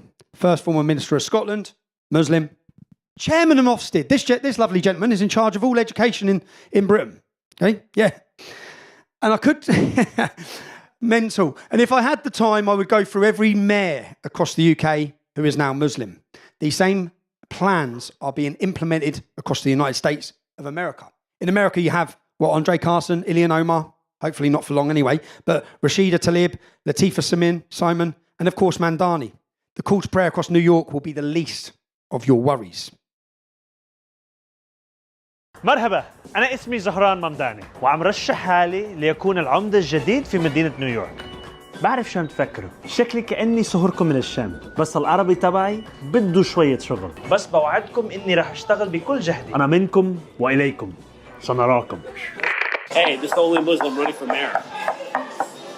If we win, we'll be the first Muslim ever to be mayor. That's my guess. We go to the mosques. We organize the mosques. We get the imams to tell people, go vote. We get Zoran to go there and talk to them. That's how we do it. That's how you do it. We go to 100 of them in a week. 100 mosques. And we get young lesbian white women to go and give out flyers at a mosque. So good. Yeah. I was like, all right. For this campaign, the thing that we're really keyed in on was South Asian Muslim voters and getting them out to vote. That covert recording was obtained by a friend of mine on a secret date. Okay? That's Mandani's campaign manager. You heard what he said. We go to the mosques. We get the imams to tell them who to vote for. We go to 100 mosques a week. Let me tell you how that plays out. In my town, Luton, we have the leader of the Council of Mosques. There's 45 mosques, but they all come together under a leader. Even though they don't like each other, many of them, different sects, they come together under a leader. That leader sits down with the council, the government, whether it be the Labour Party, your Republican Party, your Democrat Party, and they make demands. You give us this, we give you 50,000 votes. Now, Mandani, what they're saying there is we went to the mosques and the imams tell them they are told who to vote for. And they will vote in a military fashion, not like you guys, yeah? The churches aren't doing that. The mosques are doing it in every European country, and they have become such a power force in small numbers. So, infiltration. It sounds mad, right? In 1991, there was a document, the strategic goal of the Muslim Brotherhood. Many of you sitting at home may know about this, many of you may not. Okay, this was found in an FBI raid in 2004. It was at the founder of a mosque in Virginia. The document explained their work in America. A kind of grand jihad, this is in a document found by the police, in a plan for the United States that's been going on for 30 years, 4 years. A kind of grand jihad in eliminating and destroying the Western civilization from within, sabotaging its miserable house by their hands and the hands of the believers. That document was found 22 years ago. Listen to this.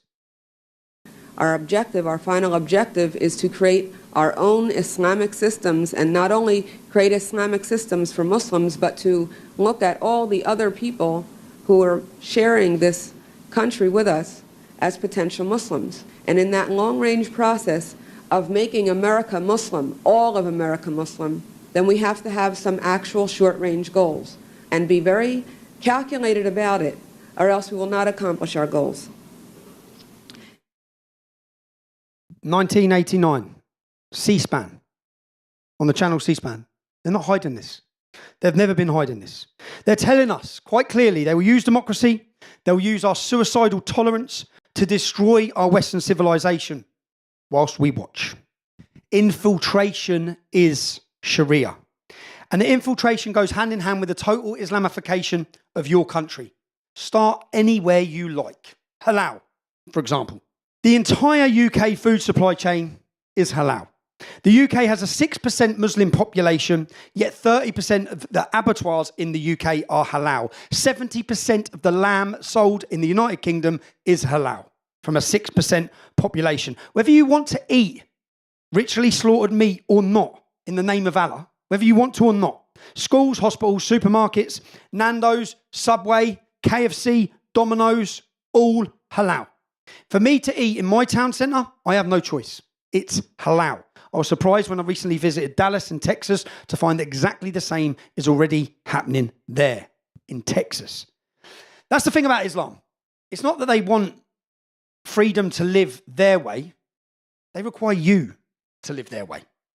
And they're slowly Islamify everything.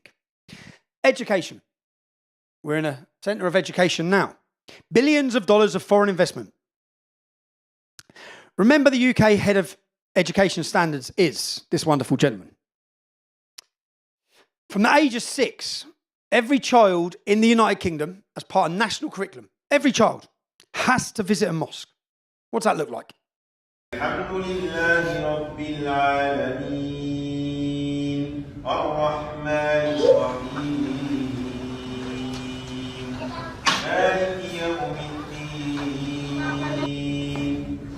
إياك نعبد وإياك نستعين اهدنا الصراط أشهد أن محمدا رسول الله. It's coming in. We found out that a document called Sharing the Journey, Faith Sensitivities, was sent to head teachers in the North to tell them that figurative imagery of humans is considered blasphemy for Muslims, that they should start considering to protect their Muslim and other faith pupils. So, for example, they should have single-sex women, not mixed women. But they should also not give children roles in nativity plays that might make them feel uncomfortable. And they shouldn't, in lessons, use drawings of Jesus, because Jesus was actually a prophet for Islam, and that might upset everybody. That's right. And this is happening, this is coming to the United States, okay? But this is national curriculum in the UK. This is every single school child. They're taken to mosques in the name of diversity and understanding. They're given homework. Some of these examples, which are going to sound unbelievable, homework given to children at school who are 10 or 11 years old, was to write to their parents to inform them that they have become a Muslim. They're also invited to wear the hijab. When women in Iran are fighting and dying to take off the hijab to free themselves, they're being slaughtered, and our children are being made to wear it in schools across Europe. And Qatar. The money flows in from Qatar. Oxford University, King's College London, Imperial College London, Queen's Mary London, Cranfield, Northumbria, Reading, Aberdeen, Liverpool, Derby, Ulster. They support Arabic teaching in British schools. Qatar is funding all of our education system. And Georgetown University. It's exactly the same here. Georgetown, Northwestern, Virginia, Commonwealth, Texas A&M. And look what's happening on university campuses across the United States. Look what happened after October 7th. Look what we saw in every single university, in every single Western capital nation. Let's be clear. Qatar is not your friend. Their money buys influence. They shape the teaching agenda. They brainwash young minds. Or take the law. There's a pressure to consider Islamic views or just allow Sharia law in their own communities. Say for family matters, little by little, inch by inch. I'll come back to that in a little while. There are over 100 Sharia law courts operating in my country at home. Building mosques. That's a massive mosque in Texas. Please don't think of mosques as the equivalent of churches. They're not. They are command and control centres. They control the Muslim population. They tell them how to behave. They discipline them. And they tell them how to vote. Minareler süngü, kubbeler miğfer. Minarets are the bayonets. Camiler kışlamı. The mosques are our barracks. The believers are the soldiers. Müminler asker. The dome is the helmet. Biz oyuz ki imanıyla övündüğümüz ecdadımız titretici şeylere hiçbir gün diz çökmemiş. Again, you don't have to listen to me saying what the mosque is. That's the leader of Turkey. It's a NATO ally. Okay, he's telling you quite clearly. It's a barracks. The mosque is our barracks. You know, every single Islamic jihad war, every one of them. Where does it come from? It's launched from a Friday in a mosque. All the time. Okay? Very different to churches. You can't confuse the two. And in the UK, the majority of imams, 90% of them cannot speak English. So the imams in the mosques cannot speak English. Most mosques, 844 of them, in my country are Deobandi. That's the same sect that gave birth to the Taliban. Most services are preached in Urdu. Who's funding these mosques? Who's funding the mosques in Texas? Who's funding the mosques across the United States? All this comes under the banner of religious freedom, tolerance and diversity. They'll use your freedoms against you. And don't forget their massive investment strategies in assets in the UK. The Shard, Canary Wharf, Harrods, 4,000 land titles. Qatar owns more land in our capital city than the royal family do. Stakes in Heathrow Airport, Barclays Bank, British Airways, owned by Qatar. Sainsbury's supermarket, the second largest supermarket in the UK. Selfridges, all these things by influence and by control. And by the way, you can forget having dogs. Okay? Forget having dogs. Let's see Hadith. Sahih, authentic, again. Angels do not enter a house wherein there is a dog or a picture of a living creature. This is an authentic Hadith. Dogs are considered ritually unclean. Another example of forcing their culture on an entire society. Have a look at this. Yeah, I can smell that. Do you mind eating that somewhere else? I'm fasting. That's not my concern. Yeah, but I'm fasting though. So why are you out? What do you mean why am I out? If you're fasting, you should be indoors.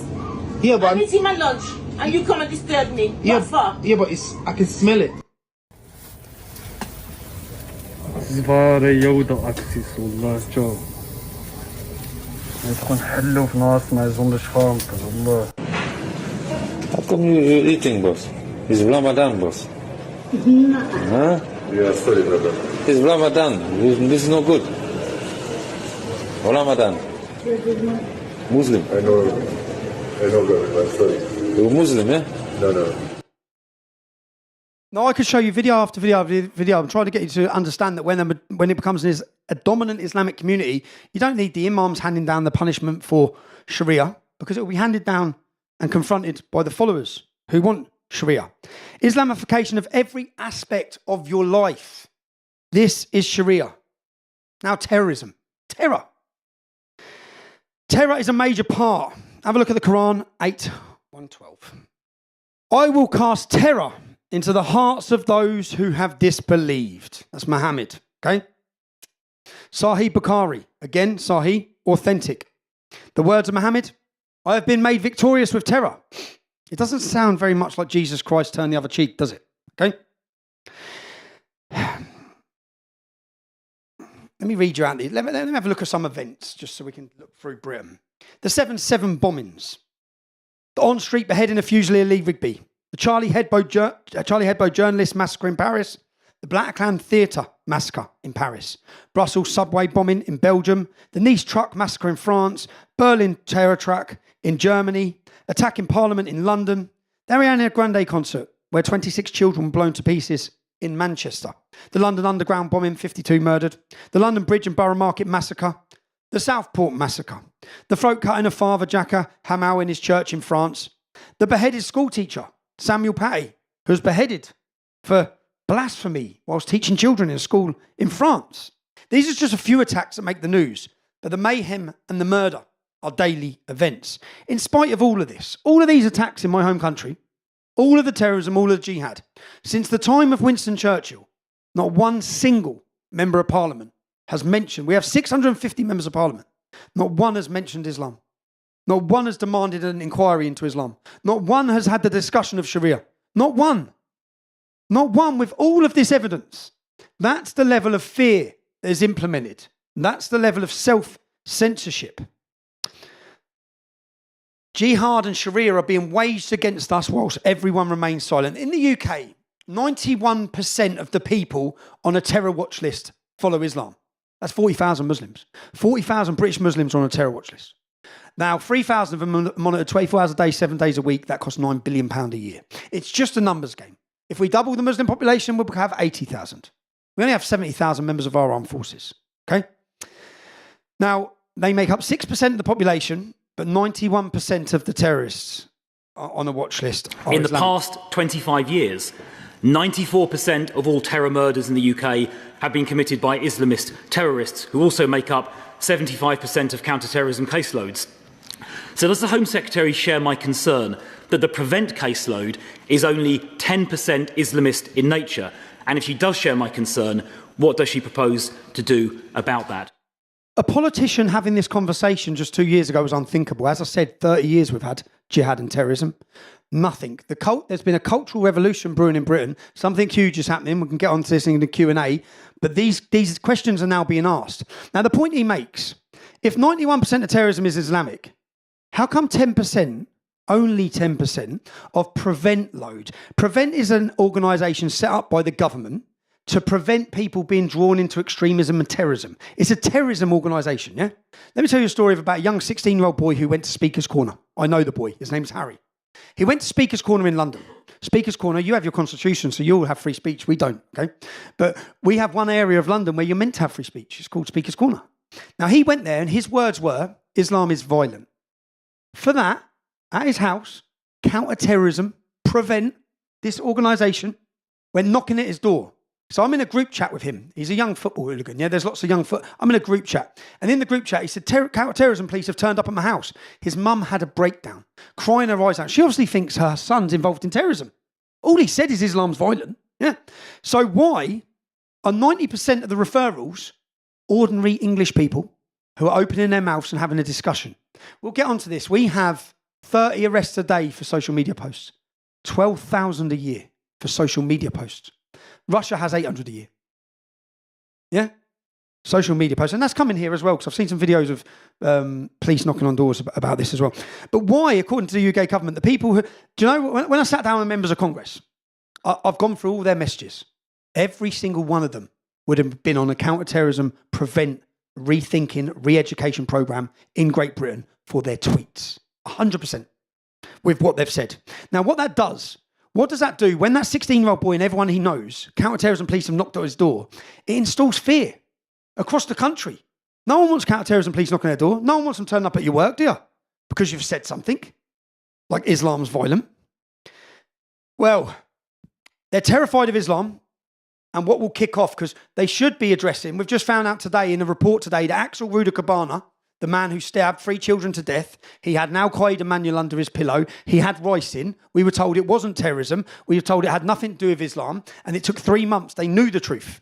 Riots happened in Great Britain because of the anger and frustration, because we knew they were lying. And we now find out, which we knew anyway, was that they should have dealt with him, could have dealt with him, but they scared to deal with him because they didn't want to be labelled as racist. They knew he was a violent threat to people. But they didn't deal with him because they didn't want to be branded racist. Of course, much closer to home in the United States, you've had the unspeakable horror of 9/11.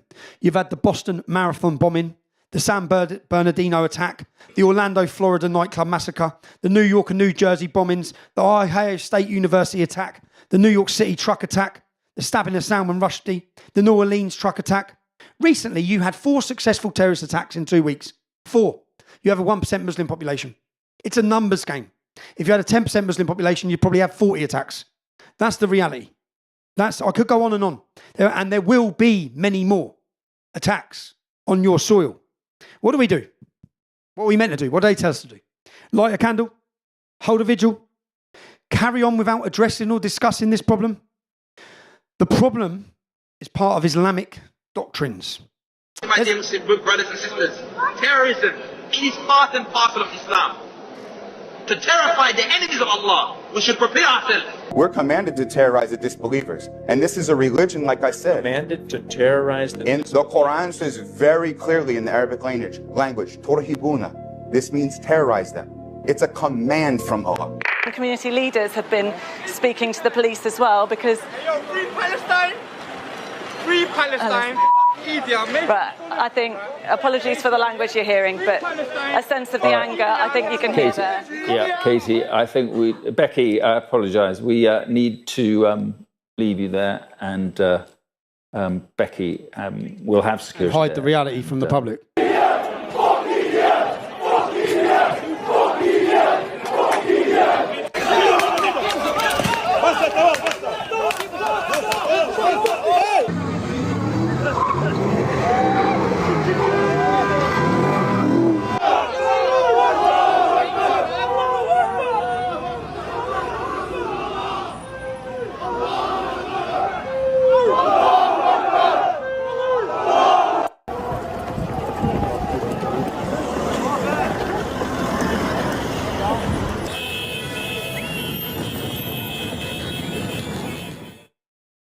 These are all scenes from across the UK. You see, we have a 5th column in the UK.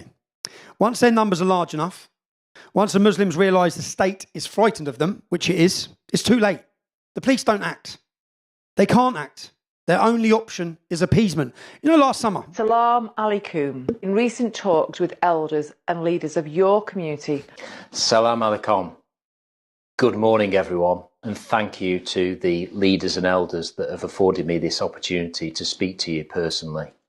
I want you to know that we have listened to you and that we are here for you, and we will continue to provide you with support, and our specialist community engagement officers have been in regular contact throughout the last week with your elders to ensure your safety.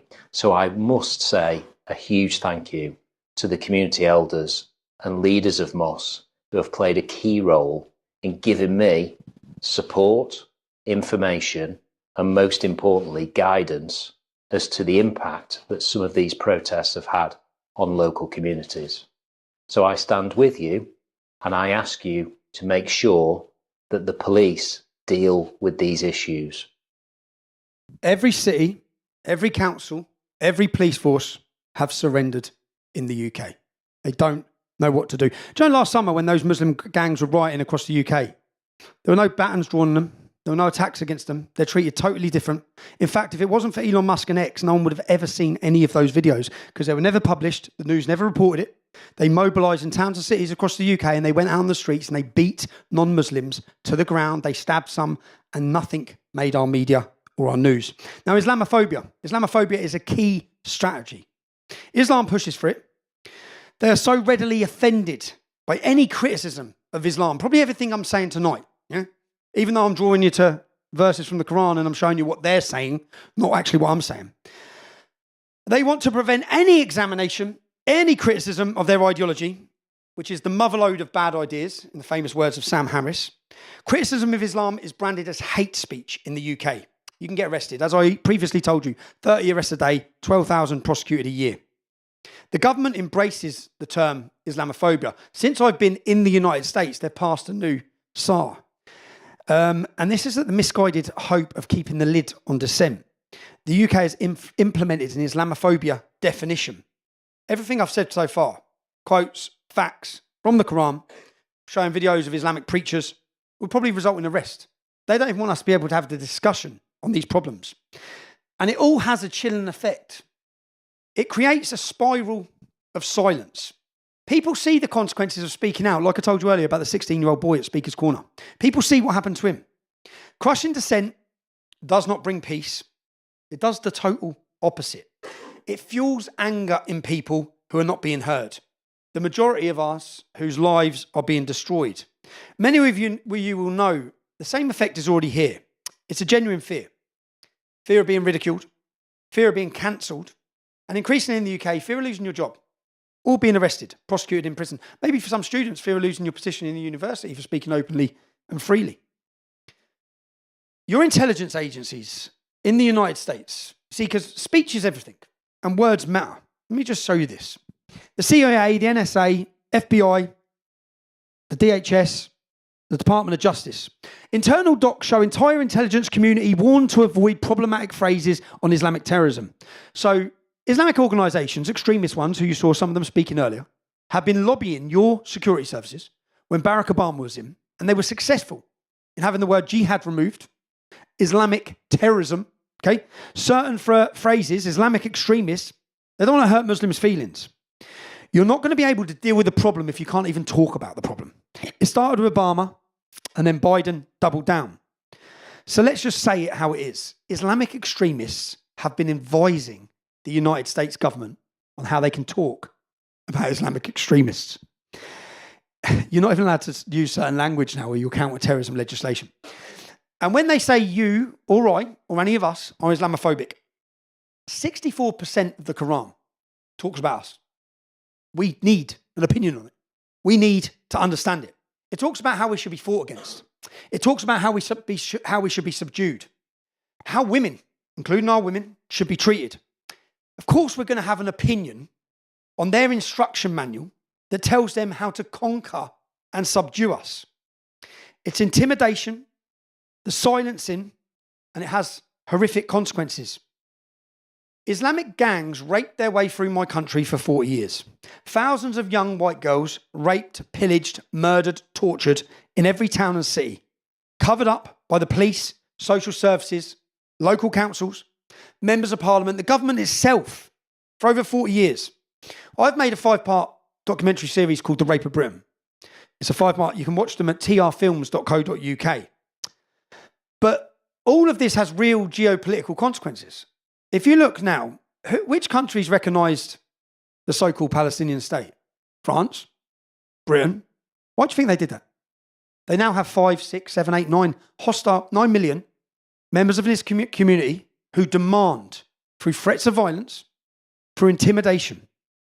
Who didn't stand with America in your battle against Iran, the most supremacist, dangerous nation that's funded Islamic jihad across the world, that wants to get their hands on a nuclear weapon? Which countries didn't stand with you? That's always stood with you. France, Britain, Germany, all the countries that have imported millions and millions and millions of Muslims into their country who are hostile to them. They're terrified of the violence that would erupt on our own streets if they stood by their principled values and stood for the truth. We have imported a 5th column, more men than the police and the army put together, organised, trained and ready. The UK government know, it's factual, same as your borders when Joe Biden had them open.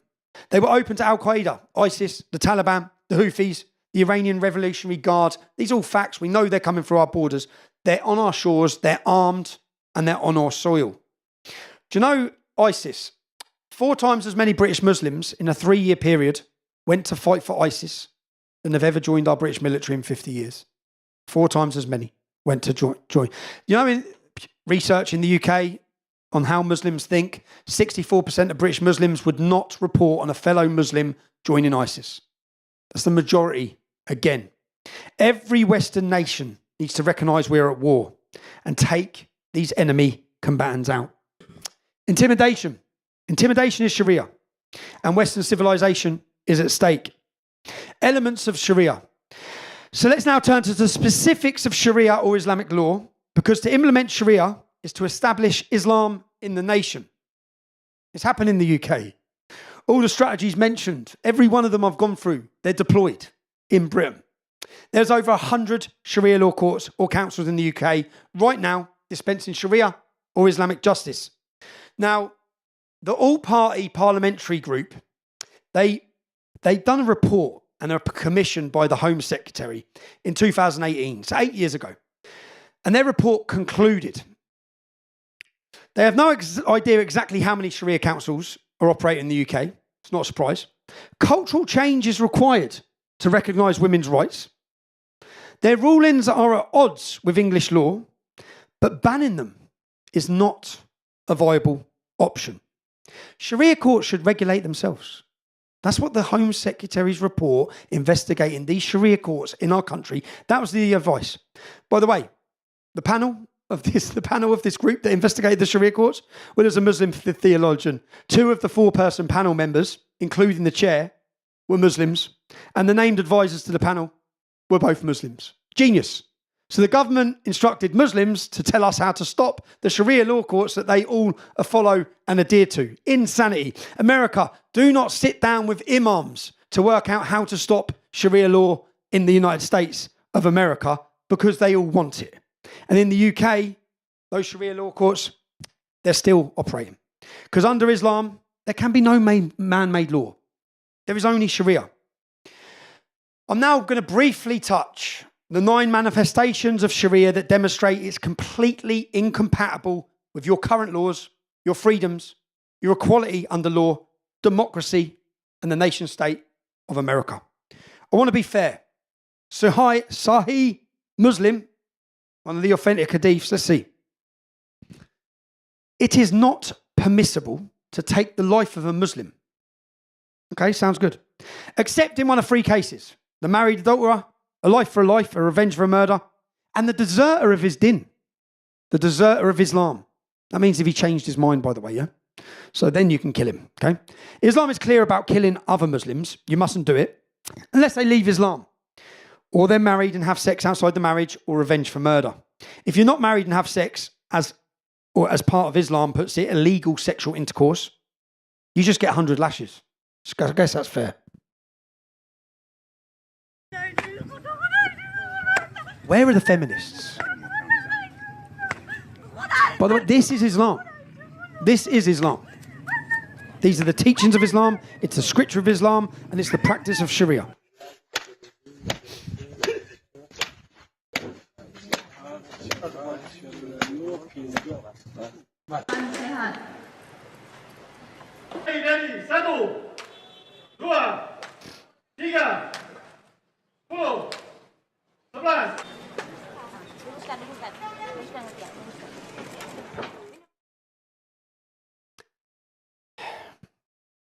If you're married, it's stoning to death.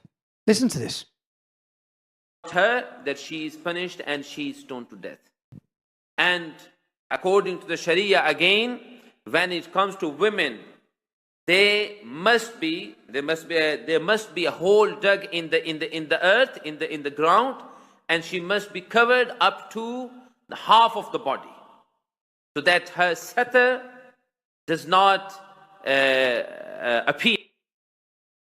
Very detailed explanation in how far she has to be buried. That's a mosque in my country. That's the imam, a mosque that has a Sharia court in Birmingham, our second city in the UK, that all of our politicians visit and celebrate and have their photos taken for diversity. They're teaching that right now. And they're teaching it in mosques across the United States of America. Stoning for infidelity, it's Sharia.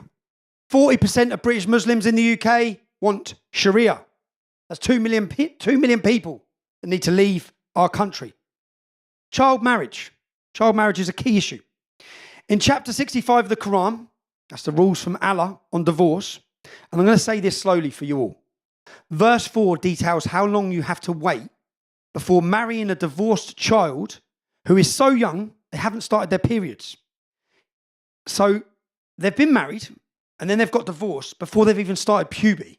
Something's gone wrong in that marriage before they've even started. Let's look at the Quran 65:4.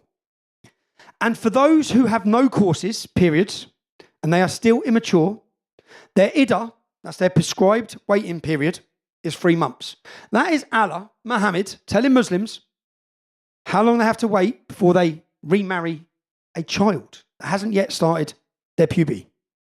Of course, child marriage had to be allowed by Allah because the authoritative hadith, the Sahih, the authentic hadiths collections record numerous times that the Prophet Muhammad married her when she was 6 years old and he consummated that marriage when she was 9 years old. So Muhammad married Aisha at 6. Again, not Tommy Robinson's opinion. This is authentic Islamic scripture. It's authentic. It's what they believe. And then he raped her when she was 9. Sahih Bukhari and Sahih Muslim both translate that. Remember, he's the perfect example for all of mankind at all of time. Listen to this. Okay, so what's the proper counter argument to these people who want to accuse the Prophet ﷺ of some kind of misbehavior because of his marriage to Aisha, and they want to compare it to So there are a number of responses to this. Number one, Aisha was matured. She was physically mature at age 9. And that's very different than people who want to molest little kids in the closet. Okay? That's not the same as marrying someone who is physically mature. This is a myth. Again, an image that's, a 9-year-old is like a little toddler. No, a 9-year-old who has gone through puberty is not a toddler. And you can go to the public schools and they're sexually active. An investigation by ITV has uncovered disturbing evidence that forced marriages for underage girls are being sanctioned by the leaders of some of Britain's mosques. Investigators from the Exposure programme found that out of 56 mosques they contacted, 18 would conduct a ceremony involving a 14-year-old girl. She's 14. Sharia ne taur te, alhamdulillah, she's legal to get married. There's nothing against that. We're doing it because it's okay through Islam. Covered up, Parwana whimpers as her mother holds her. This is your bride, please take care of her, says Parwana's father. Of course I will take care of her, replies the man. His large hands grab her small frame. This is happening in Britain. This is happening in America. Do not be deterred or fearful of speaking about this through accusations. Tommy Robinson's a racist, I saw on the banners outside here. I don't care, call me what you want. Yeah, this is wrong, and it's happening, and it's growing, and it's going to continue to grow, and it must be challenged. In fact, there is no minimum age in Islam for marriage. Every major Islamic school of thought agrees with me on that. Yeah, you saw 40% of mosques in the UK will marry children who have not even met adult men with children. And his words in that undercover recording, British law, no, this is not allowed in British law, but we don't care about British law. Sharia.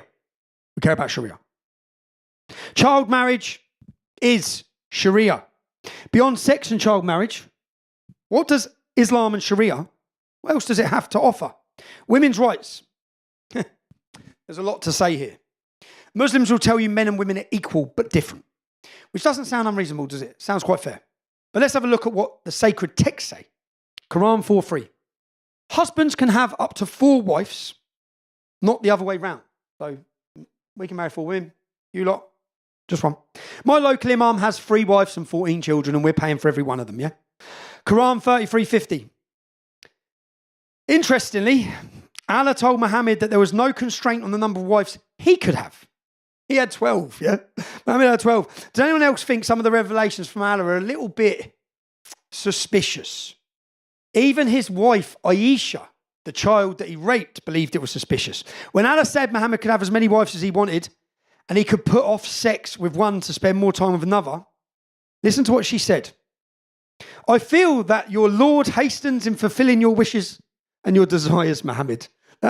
So she cottoned on to this little barbarian. A husband can divorce his wife by saying talak 3 times. And we've seen videos of this in the UK. So if a man wants to divorce a woman, talak, talak, talak, see you later, get your bags, go, yeah? Whereas the woman, she has to go to the imam. and then she gets sent back to the violent husband so many times. Men have authority over women in terms of disobedience and requiring respect. Men are greater than women, you see. Men are greater than women. The list goes on. That's Quran 4:34. All these different Quranic verses tell them these beliefs. They're not making it up. If women misbehave, the Quran tells them, deprive that lady of sex. After you deprive them of sex, if that doesn't work, beat them. That's what it says in the Quran. How do they beat their wife? The next step is now you start applying pressure on her. Let her know that her attitude is not welcome. If that doesn't work, then the Quran says, وَضْرِبُوهُنْ. If that doesn't work, as a last resort, hit them. قضية الضرب دي شبهة خطيرة جدا. نعم. واحدة معانا مولانا. أقول إن الله كرم المرأة بهذه العقوبة عقوبة الضرب. كيف؟ كرمها بالضرب؟ إي والله. مش معقول. كيف؟ قال نبينا صلى الله عليه وعلى آله وسلم ولا Don't make her ugly, don't beat her in the face, just kick shit out of her body. ولا تقبح. Allah said. شوف كرمها. إن ضربها لا يضربها على وجهها. حتى وهو يضربها لا يسبها ولا يشتمها. عجيب. Oh, man. Your wives are a tilth for you, so go and plough them whenever you want. The wife has no option but to agree. When the man wants to have sex, she has to. You can have sex with your wife whenever and however you want. Now, the Hilali and Khan translations of the Quran, they explain in the footnotes, as long as it's not in the anus. That's what it actually says in the footnotes when they're talking about this. A woman's testimony is worth half of a man's because women are forgetful and have deficient minds. It's not me saying this. Muhammad said every part of this, okay? Let's listen. وأيضا عموما الرجال عموما أكمل عقلا. فالنبي صلى الله عليه وسلم قال أهل العلم الآن بيقولوا حتى المخ في أطباء هنا بيحاسبون الآن على الكلام اللي عند المرأة حجما أصغر من الرجل فخلقنا من ضلع وإن أعوج ما في الضلع أعلاه إن ذهبت تقيمه كسرته يعني Quran 4:11. For the male, what is equal to the share of two females. What that means is if you have a brother and a sister and the parents die, the female gets 50% less than the man. The boy gets double. Yeah? This is the equality in Islam. And that is being practiced and taught and handed down within inheritance. Because what they want to say in the UK is, well, let's recognise these Sharia courts for marriage and inheritance. Well, let's give away with all the decades and decades and decades that women have fought for equal rights for this crazy caveman mentality. And then we can see other verses. Let's have a look. Quran 24:31. And tell the believing women to lower their gaze, not to show off their adornment, except only that which is apparent, like palms of hands, or one eye, or both eyes for necessity, to see the way.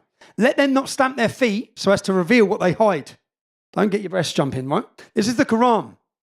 Women must cover themselves, except for perhaps one eye, so they can see where they're going, and they must not cover their own. Just walking away with their breasts, right? This is no longer confined to Afghanistan, Yemen, or Iran, okay?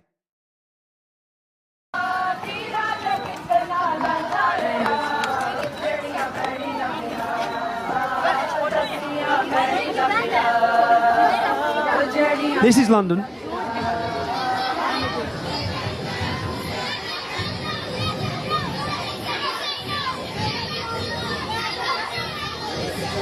This is Houston. Women must cover themselves so they don't lead men astray. Misogyny, wife beating, inequality, oppression, all Sharia. Sexual slavery. Allah gives us a lot of rules about sex and illegal sex. Quran 4:24 again.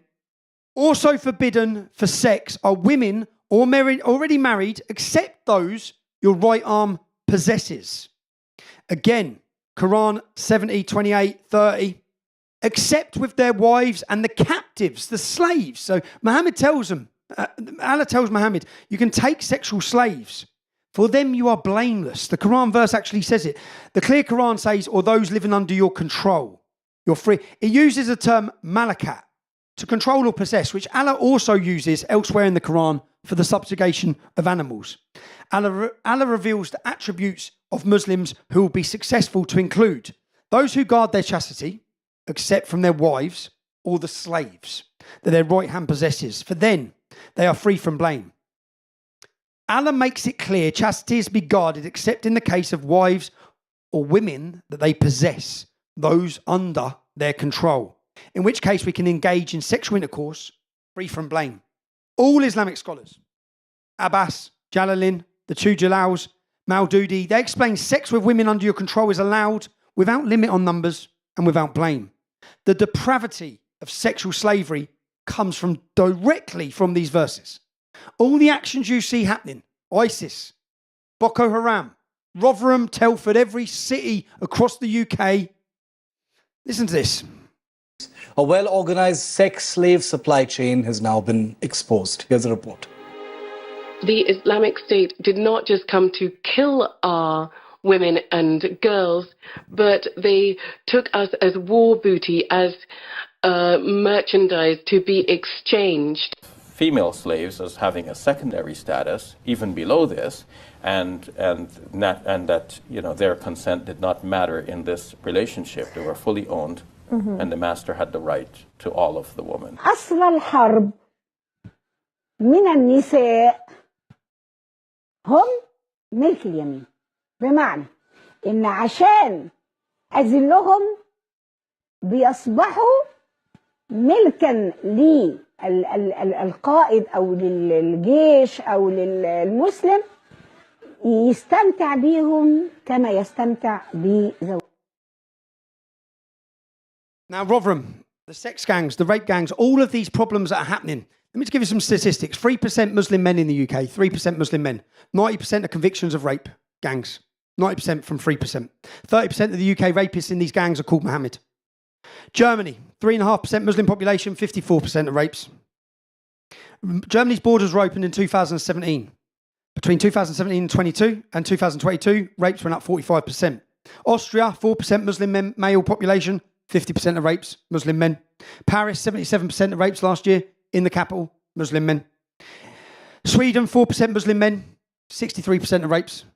This is where it's coming from. It's coming from scripture. Here's some staggering numbers. In the UK in 2003, we had 8,000. In 2003, we had 8,000 rapes. In 2023, we had 88,000 rapes. You can literally, in Sweden in 1975, they had 350 rapes. Last year, they had 32,000 rapes. You can literally draw a graph with Islamic immigration and the rape stats going through the roof. Could sex with another woman under your control without limit on numbers, these doctrines, these verses, could that have something to do with the 40-year rape jihad that my country has faced? Sexual slavery is Sharia. Now, FGM, who's heard of female genital mutilation? You need to, because it's happening here in the United States. 55,000 British children have been victims of female genital mutilation. We have 137,000 cases in the UK, but 55,000 British children. Now, we haven't had a law that makes that illegal for 40 years, 30 years, carries a 15-year prison sentence. How many people out of the 55,000 children that have had this done to them, that is where their clitorises have been cut off because they're not supposed to enjoy sex, they're just supposed to have babies. Yeah? 99% of women in Somalia have had this done to them. In Minnesota, probably 99% there as well. But the problem is, when you look at these statistics, it's already a problem that's too big for our government to do anything about. Because if they were to lock up the parents like they should, then every single prison place in our entire country is filled. So out of the 55,000 children who have had this done to, how many prosecutions do you think there's been? 3.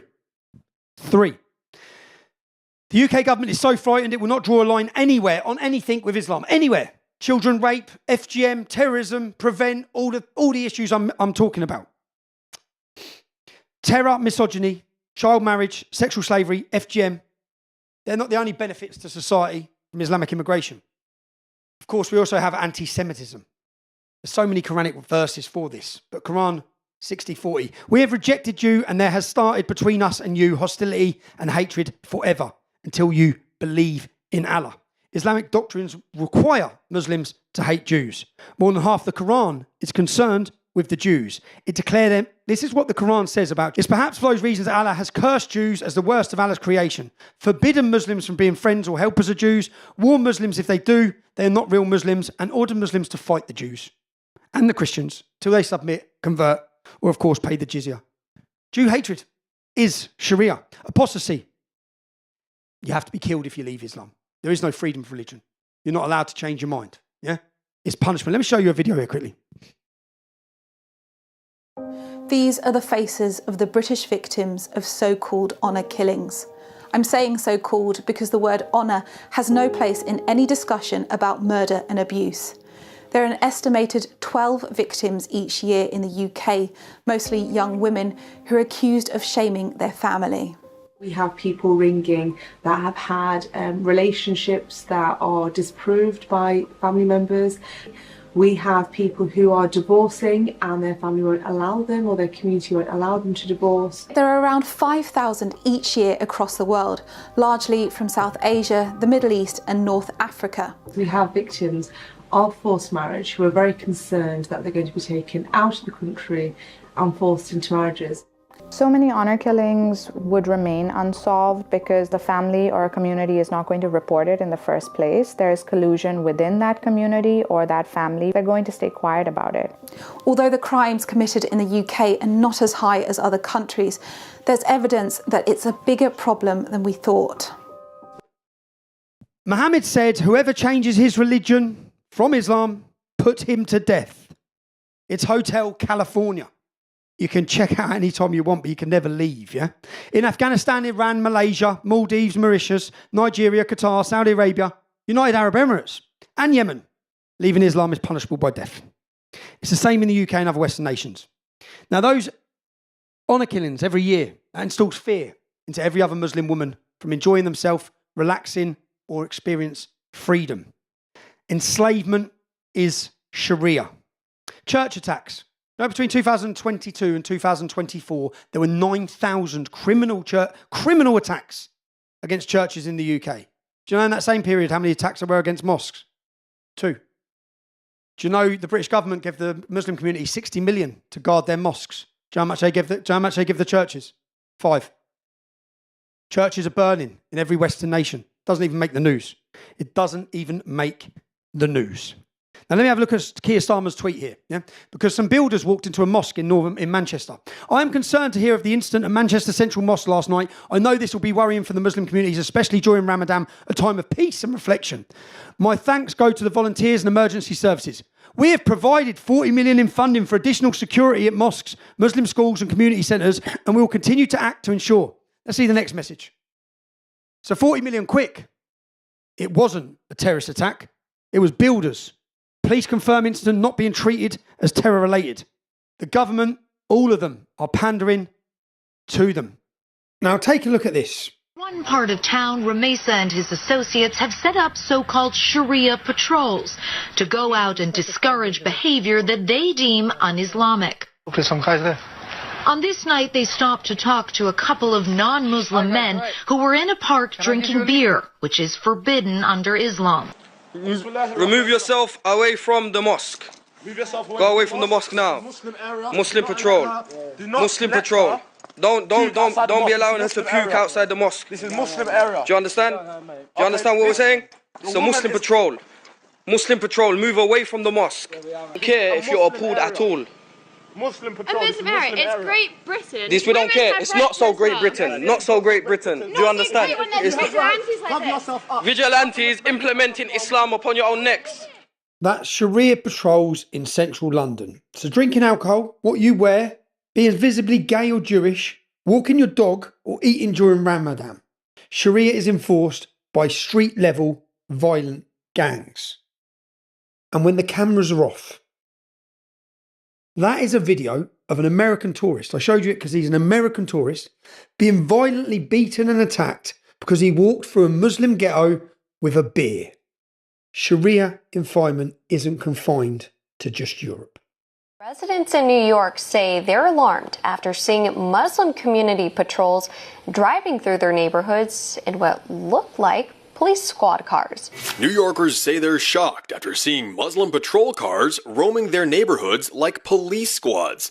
These Muslim community patrols just began operating in Brooklyn this year, and according to the Council on American-Islamic Relations, they are the first of their kind in the United States. This is the start, America. The idea is here, the followers are here, and they will implement it. The point I want to make to you is across the UK, you don't need courts dishing out Sharia justice because innocent civilians, women are being raped, men are being beaten for going against the rules of Sharia in Islamic ghettos, just trying to walk home. Now, the economic burden of immigration is a choice. You decide who comes into your country, and America, you decide if they're going to benefit your country. Let me give you some stats for Germany. Germany had 40,000 Japanese migrants. And in a year, in 2023, they had 2 criminal convictions. 2, maybe 4 criminal convictions. They had 25,000 Algerians, and they had 1,790 convictions for violent offences. Okay? So 1 in every 10,000 it was. 1 in every 10,000 Japanese were involved in a violent offence, and 1 in every 15 from Algeria were involved in a violent offence. The test has been done, America. The test has been done. Europe's been used as a playing ground. You can see there's been a multi-generational burden put on the taxpayer. So Holland have done an investigation to show Muslim immigration into Holland. First generation, burden on the state. Second generation, burden on the state. Third generation, burden on the state. It doesn't change. You've seen the figures in Minnesota. 81% of the Somali community on benefits. Many of them been there 10 years, still don't speak a word of English. So the conclusion. Do you want oppression of women, misogyny, child marriage, sexual slavery, anti-Semitism, religious intolerance, female genital mutilation, honour killings? Do you want that to be your legacy? I want to be very clear. Islam is incompatible with freedom. Islam is incompatible with equality under the law. There is only one law of Allah, Sharia. And there is no equality for women and no equality for non-Muslims. Islam is incompatible with your constitution. Islam is incompatible with democracy. And it's incompatible with the United States of America and every other Western nation. Even the European Union worked this out in 2007, I believe, in the European Court of Human Rights. They've done an investigation. They found that Sharia law was incompatible with Western democracy and freedom due to their views on women, homosexuals, and free speech. Yet still, Islam floods our nations. It's not enough to declare these things. It's not enough to legislate that Islam and Sharia are incompatible with Western civilization. The UK has the legislation to protect freedom, to protect women and children. And look at the state of our country. My simple message for you is this, and please listen carefully, because I have watched this disaster unfold in my home country and my hometown for 40 years. Please don't find yourself watching this video in 10 years' time saying, why did we not listen? When the problem has got worse, wishing you had done something. Your children and your grandchildren will ask you, what did you do to save America, mummy? Islam is not a religion. It's a hostile, totalitarian, political ideology that seeks to conquer and dominate every aspect of private, public, and national life. As I said, not my view. That's the Islamic doctrine's view. As long as it's protected as a religion, it will exploit suicidal Western tolerance. I urge you to push through. This is I'm finishing now, but these are the points I urged Congress, because I know I had to look at the legalities and laws. I urge them to push through an immediate pause on immigration from Muslim majority nations, a crackdown on illegal immigration and the Muslim Community Deportation Act, vetting to require foreign legal codes to be renounced for all visa applications and naturalisation candidates, a hard stop on all federal grants for any institutions, mosques, schools receiving funding from Sharia states such as Qatar, Saudi Arabia and Iran, making, promoting, operating or enforcing any ruling from religious courts or attribution systems a federal felony. Now those actions will slow Islam's progress. It will slow it down. However, just to be blunt, you must recognise it is not a religion. Strip it of that status. Recognise it for what it is. Only then will the government of the USA be able to act forcibly and without fear. Ban the Quran. It's full of hate. Ban the call of prayer. Ban mass praying in the street. Ban the burqa and the niqab. Shut down the mosques. Round up and deport every Islamic extremist preacher. Round up and deport every extremist your security services are monitoring. If you do all of this, you may have a chance to save the United States of America. Now, I know that went on for a long time. I thank you for giving me patience there.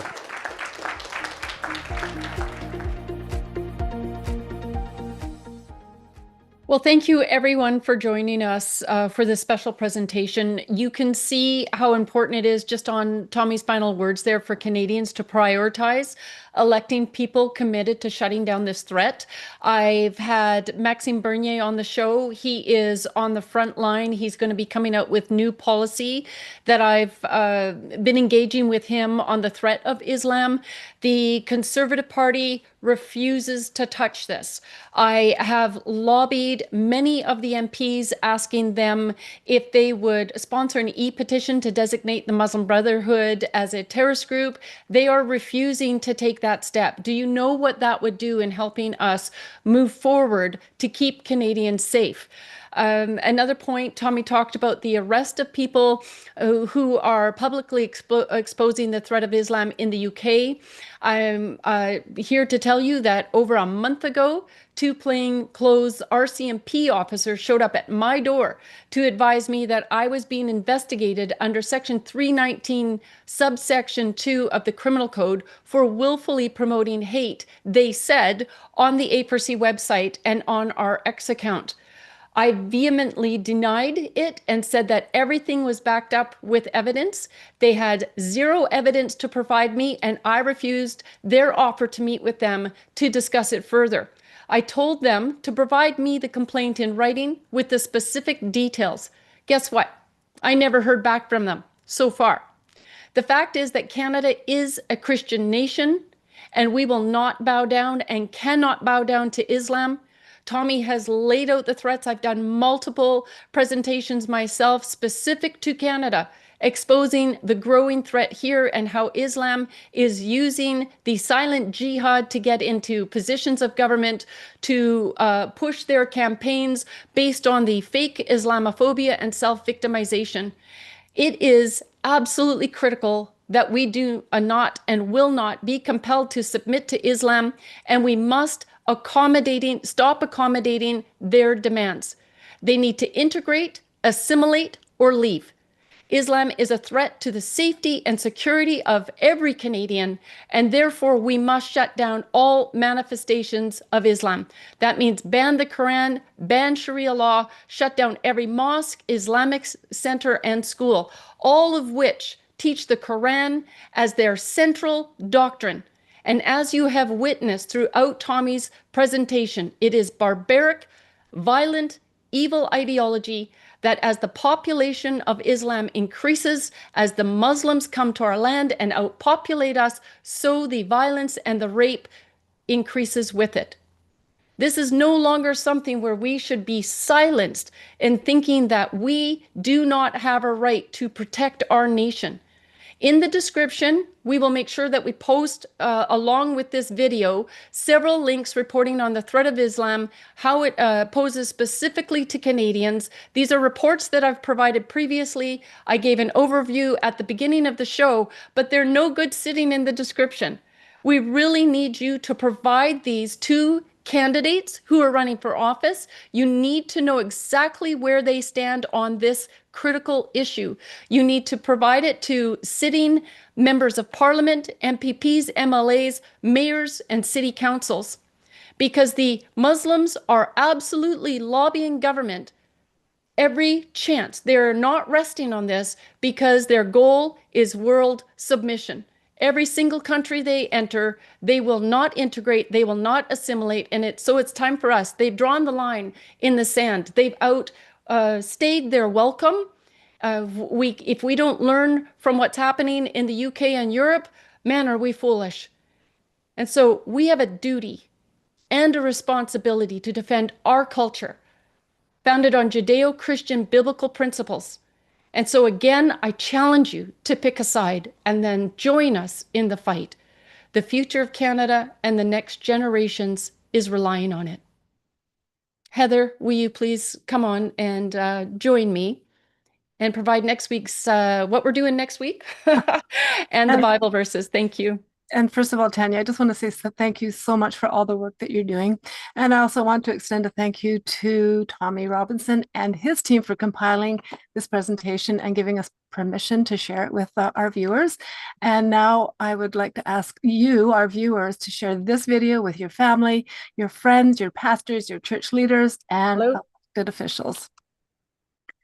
And there will be no Empower Hour next week, but we will look forward to seeing you once again on August 12th, where Doris Livingstone, Action for Canada's very own homeschool lead, will be joined by homeschooling parents Dwayne and Jolene Hay. So be sure to join us for that. Now, Tanya asked me to share these Bible verses with you. The first one is from Isaiah 46, verse 9.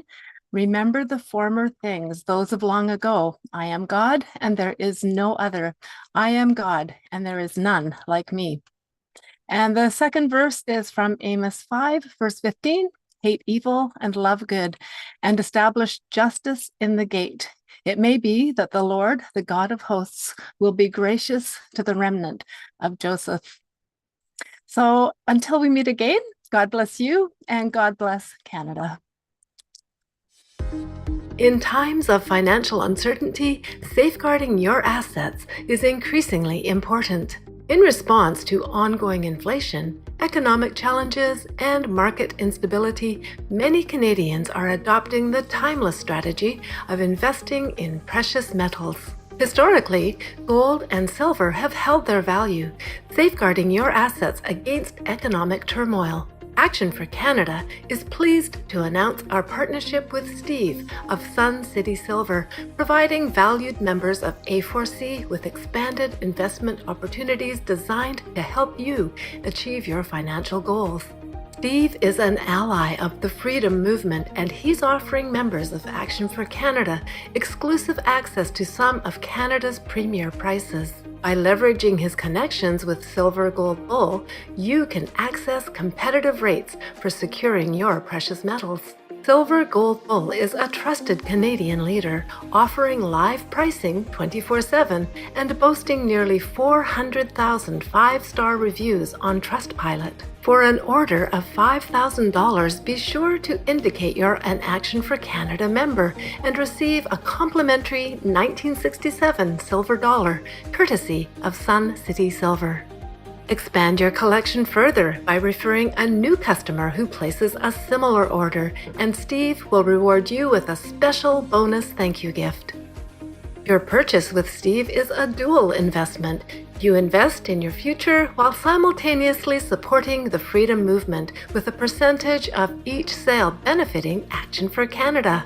For more information, be sure to visit actionforcanada.com/purchasing-precious-metals/. Secure your assets, protect your future, support Action for Canada and the Freedom Movement. The information presented is for educational and informational purposes only and is not intended to provide financial, legal, or tax advice, as we are not licensed financial advisors, accountants, or attorneys and cannot provide professional counsel. Be advised that the content and information provided does not create a client relationship. We recommend you consult with a qualified professional advisor before making any financial, legal, or tax decisions. Please note that Action for Canada is not responsible for an individual's financial outcome. Remember, your decisions are your own, and we recommend doing your own research before making any investment.